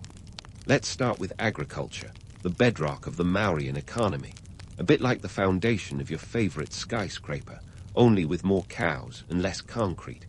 Agriculture wasn't just an occupation, it was the lifeblood of the empire. In the fertile plains of the Ganges and the Indus, farmers toiled under the sun, cultivating crops like rice, wheat, and barley. These grains were the empire's staple diet, but it wasn't all just bread and gruel. The Mauryans had a taste for the exotic. Spices like black pepper, cardamom, and cinnamon were cultivated extensively, adding a little zing to their otherwise bland meals and fetching a pretty penny on the trade routes. Speaking of trade, the Mauryan Empire was strategically poised along the ancient Silk Road, the economic superhighway of its time. This wasn't your average local farmer's market. It was a global bazaar where goods, ideas, and cultures collided. From the Mediterranean to China, the Mauryan trade networks were as intricate as a spider's web, and they were just as sticky. Once you were in, there was no getting out. Textiles, precious stones, and metals flowed like wine at a royal banquet. The empire's coffers swelled with silver and gold, and the ports buzzed with the chatter of merchants haggling over the latest shipment of silk or spices. But here's the kicker. All this prosperity didn't just happen by accident. It was orchestrated with the precision of a maestro conducting an orchestra, and the conductor in this case was none other than the state itself. The Maurya government, with its penchant for bureaucracy, had a hand in every pie. Taxes were the empire's bread and butter, or should I say, rice and ghee. Land revenue was the primary source of income, with the state claiming a hefty 25% of agricultural produce. That's right, a quarter of every farmer's sweat-drenched harvest went straight into the empire's treasury, keeping the wheels of administration greased and running smoothly. And let's not forget the tax collectors, those unsung heroes of the Mauryan fiscal system. These guys were the IRS agents of ancient India, and they took their job seriously, perhaps too seriously. Armed with the Arthashastra, the ancient treatise on statecraft and economics, they ensured that no farmer, merchant, or artisan could escape the taxman's watchful eye. It was a job that required tact, a strong stomach, and probably a good therapist. But in this world of checks and balances, their role was indispensable, ensuring that the empire's coffers remained full and its economy vibrant. Now, while the empire's economic policy might look like a well-oiled machine from the outside, peel back the layers, and it's clear there was a fine line between brilliance and madness. The Mauryan economic system was a meticulous balance of resource allocation and strategic trade, but it was also a high-wire act without a safety net. The empire's reliance on agricultural taxes meant that a single bad harvest could send shockwaves through the economy. Think of it as betting your entire life savings on a single horse race. Sure, you might win big, but one slip, and you're toast. And then there were the infamous elephant armies, the ancient equivalent of a nuclear deterrent. These pachyderm powerhouses were the pride of the Mauryan military, a terrifying sight on the battlefield. But here's the thing. Maintaining an army of elephants was no small feat. These majestic creatures required an enormous amount of resources, food, water, and care, enough to feed a small village. It was a logistical nightmare, and the costs were staggering. Yet, in a world where military might was often the deciding factor in political power, these elephants were worth their weight in gold, or more accurately in taxes. So, was the Mauryan economic policy a stroke of genius or a ticking time bomb? The answer is probably a bit of both. There was brilliance in the way they harnessed their resources and managed their economy, but there was also a fragility that came with such a centralized system. It was a house of cards, beautifully constructed but susceptible to the slightest breeze of misfortune. Now, as we continue our journey through the Maurya Empire, we'll delve deeper into the economic intricacies and power plays that defined this era. From the grand halls of Padalipatra to the dusty trade routes that traversed continents, every piece of this economic puzzle tells a story of ambition, ingenuity, and the eternal quest for power. So, keep your bags packed and your minds open, because we're far from finished with the captivating saga of the Maurya Empire. And speaking of captivating sagas, we can't talk about the Maurya Empire without zeroing in on the one and only Ashoka the Great. Now, if Chandragupta was the empire's architect, Ashoka was its interior designer. Only instead of rearranging furniture, he was rearranging the very moral fabric of the realm. But let's not get too ahead of ourselves. This transformation from ruthless conqueror to enlightened ruler didn't happen overnight. It was more of a slow burn, like a pot of curry simmering on the back burner, rich with complex flavors and historical spice. Ashoka, the grandson of Chandragupta, inherited the throne around 268 BCE. At first, his reign was your typical imperial fare, marked by military campaigns and territorial expansion. He wasn't exactly the poster child for peace and harmony. In fact, he earned himself quite the reputation for being a bit of a warmonger. Take the Kalinga War, for instance, fought around 261 BCE. This wasn't just a footnote in a history book. It was a brutal conflict that left over 100,000 people dead and many more displaced. Ashoka's forces decimated the region of Kalinga, located on the east coast of India, in a display of power that was as ruthless as it was effective. But here's where the plot thickens. The aftermath of Kalinga was a game-changer for Ashoka. As the legend goes, the sight of the battlefield carnage triggered a profound change in him. The emperor experienced what we might call a come-to-Buddha moment, leading him to embrace Buddhism and its principles of non-violence and compassion. This is the part where the romantic notion of Ashoka as a penitent ruler emerges, a tale of redemption that has captured imaginations for centuries. But let's hit pause on the violins for a second. Was this really a genuine spiritual awakening, or was it the ancient equivalent of a rebranding campaign? You know, like when fast food chains suddenly get all about sustainability and organic produce. Ashoka's conversion to Buddhism wasn't just a personal journey. It had profound political and social implications. By adopting a doctrine that emphasized peace and dharma, moral law, Ashoka offered a unifying ideology for his diverse empire. In a society riddled with caste divisions and power struggles, Buddhism's inclusive appeal was a strategic masterstroke. Ashoka's embrace of Buddhism marked a seismic shift in the empire's cultural landscape. No longer just a collection of fiefdoms held together by force, the Maurya Empire began to take on a new identity, a dharma-driven society that aspired to justice and ethical governance. The emperor didn't just talk the talk, he walked the walk, or perhaps more accurately, he carved it. Ashoka's edicts, inscribed on pillars and rocks across the empire, were like ancient billboards declaring his newfound commitment to Buddhist principles. These edicts, written in Prakrit and various local scripts, covered everything from religious tolerance to animal rights, making Ashoka one of history's first environmentalists. Move over, Para. Now, let's not kid ourselves. The edicts were as much about PR as they were about piety. They served to broadcast Ashoka's transformation to his subjects and neighboring states alike. It was a savvy way to consolidate power and legitimize his rule, presenting himself not just as a conqueror, but as a moral leader of a vast and varied empire. This was statecraft with a side of spirituality, and it worked wonders for Ashoka's image. But here's the kicker. Ashoka's embrace of Buddhism didn't mean the end of all wars or the dissolution of the military. The army remained a crucial part of the empire's defense strategy, and Ashoka continued to maintain a strong military presence. Instead, he shifted the focus from conquest to consolidation, strengthening internal administration and infrastructure. Economically, the shift was significant. With less emphasis on perpetual warfare, resources could be redirected towards public works and welfare. Ashoka commissioned extensive road networks, rest houses, and hospitals, setting a precedent for state-sponsored social programs. It was an investment in the empire's human capital that not only improved the quality of life, but also boosted economic productivity. The Maurya Empire, under Ashoka's rule, became a model of efficient governance intertwined with ethical considerations. But let's not paint too rosy a picture. The practicalities of governing an empire the size of the Mauryas meant that old habits died hard.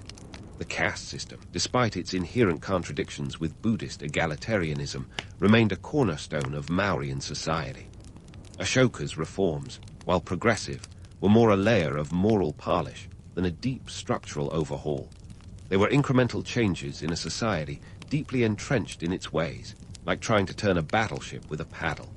Yet the allure of Ashoka's legacy endures, a testament to the power of narrative in shaping history. His story is a reminder of the human capacity for change and the potential for power to be wielded not just with might, but with morality. Whether his conversion was a genuine spiritual epiphany or a shrewd political maneuver, or perhaps a dash of both, is a debate that continues to fascinate historians and casual history buffs alike. So, was Ashoka the compassionate ruler the legends make him out to be? Or was he a savvy statesman with an eye on legacy? Maybe he was both, embodying the complex interplay of personal belief and political necessity. As we continue our journey through the corridors of the Maurya Empire, we'll unravel more of these intricate tapestries, exploring how religion and politics danced a delicate waltz in shaping one of history's most enduring civilizations. Stay tuned, because next, we'll dive into the nitty-gritty of how these Buddhist ideals trickled down to the common folk, and what it really meant to live in an empire guided by Dharma. From the bustling marketplaces to the quiet monasteries, the ripples of Ashoka's transformation were felt far and wide. The story of the Maurya Empire is far from over, and there's plenty more to uncover in this grand narrative of power, faith, and human ambition. As the Mauryan Empire hummed along under Ashoka's reign, it was an empire on a mission, fueled by the idealism of Dharma and the reality of running a vast, diverse territory. Yet, as any seasoned historian or jaded political analyst will tell you, idealism alone won't pay the bills or keep the wheels on the cart.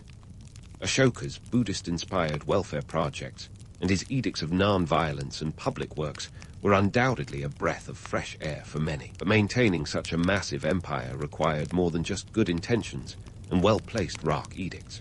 Fast forward a few decades, and it becomes clear that the Maurya Empire wasn't just the product of brilliant political strategy and spiritual enlightenment. It was also a behemoth teetering on the edge of logistical overload. By the time Ashoka left the scene around 232 BCE, the empire was like a top-heavy Jenga tower, precariously balanced, and just a few wrong moves away from collapse. The succession of weak rulers after Ashoka didn't help matters. Instead of a steady hand at the helm, the Mauryan ship found itself adrift in turbulent waters, captained by leaders who seemed more adept at squabbling than governing. One can't help but wonder if the empire's downfall was a preordained Shakespearean tragedy, or just a classic case of bureaucratic burnout. The centralized system that had served Chandragupta and Ashoka so well began to show its cracks. The problem with a robust central authority is that, when it falters, the whole structure wobbles like a house of cards in a windstorm. As regional governors and local officials sensed the central power weakening, they started asserting more autonomy. It was like a corporate free-for-all, where every manager suddenly decided they were CEO. The economic strain of sustaining such a vast empire was a ticking time bomb. Those grand public works and welfare initiatives, well, they weren't exactly cheap. The state had to finance them somehow, and that meant squeezing the populace for more taxes. High taxes are about as popular as surprise pop quizzes, and the Mauryan subjects weren't thrilled about it either. With each tax hike, discontent simmered, turning into a stew of unrest that threatened to boil over. And then there's the age-old problem of military expenditure. Ashoka's famous peace-loving edicts didn't mean the army got to hang up their swords and take up flower arranging. Maintaining a powerful defense was still crucial, and that meant continued investment in military infrastructure, elephant armies, fortifications, and all the paraphernalia of ancient warfare. It was like running a luxury car fleet on a shoestring budget. Eventually, something had to give. By the time we reached the late 2nd century BCE, the Maurya Empire was a shadow of its former self, plagued by internal dissent, economic woes, and the occasional foreign invasion for good measure. The final blow came in 185 BCE, when the last Mauryan ruler, Brihadratha, was unceremoniously dispatched by his own commander-in-chief, Pushyamitra Shunga. It was a classic case of the protege turning on the master. And let's face it, nothing says office politics quite like a coup d'etat. Pushyamitra's coup marked the end of the Mauryan dynasty and the beginning of the Shunga Empire. It was a transition as subtle as a sledgehammer, but in the grand sweep of history, it was an all-too-familiar tale of ambition trumping loyalty. The romantic notion of a glorious empire reaching its zenith and then gently fading into history is just that, a notion. In reality, empires often end not with a whimper, but with a messy, often violent, reshuffling of power. Now, let's address the myths. Was the Maurya Empire's decline a grand, operatic tragedy, or a mundane tale of political ineptitude? The answer probably lies somewhere in between. The romantic image of an empire collapsing under its own grandeur is certainly appealing, but the reality is often a more prosaic affair of mismanagement and human fallibility. The Maurya Empire's fall wasn't so much a spectacular self-destruction as it was death by 1,000 cuts. Each misstep, each economic strain, and each political miscalculation adding to the burden. Despite its decline, the Maurya Empire's legacy is enduring. It was the first empire to unify most of the Indian subcontinent, setting a precedent for future rulers. The Mauryan period also left a lasting cultural and religious impact, with Ashoka's promotion of Buddhism contributing to its spread across Asia. The edicts he left behind are some of the earliest written records in Indian history, offering invaluable insights into the political and social ethos of the time. In reflecting on the Maurya Empire, we see a story of ambition and innovation, but also one of limitations and hubris. It's a reminder that while empires can be built on the brilliance and vision of a few, they are sustained, or not, by the countless decisions and actions of many. As we sign off from this journey through the corridors of ancient India, we're left with the knowledge that history is as much about the lessons unlearned as it is about those that endure. So there you have it, the Maurya Empire, a tale of power, idealism, and the inevitable reckoning with reality. Whether it was a rise scripted by fate or a series of fortunate events skillfully navigated, the Maurya Empire remains a testament to the complexities of governance and the enduring power of human ambition. Until next time, keep questioning the myths, and don't forget to peek behind the curtain of history, because that's where the real drama unfolds.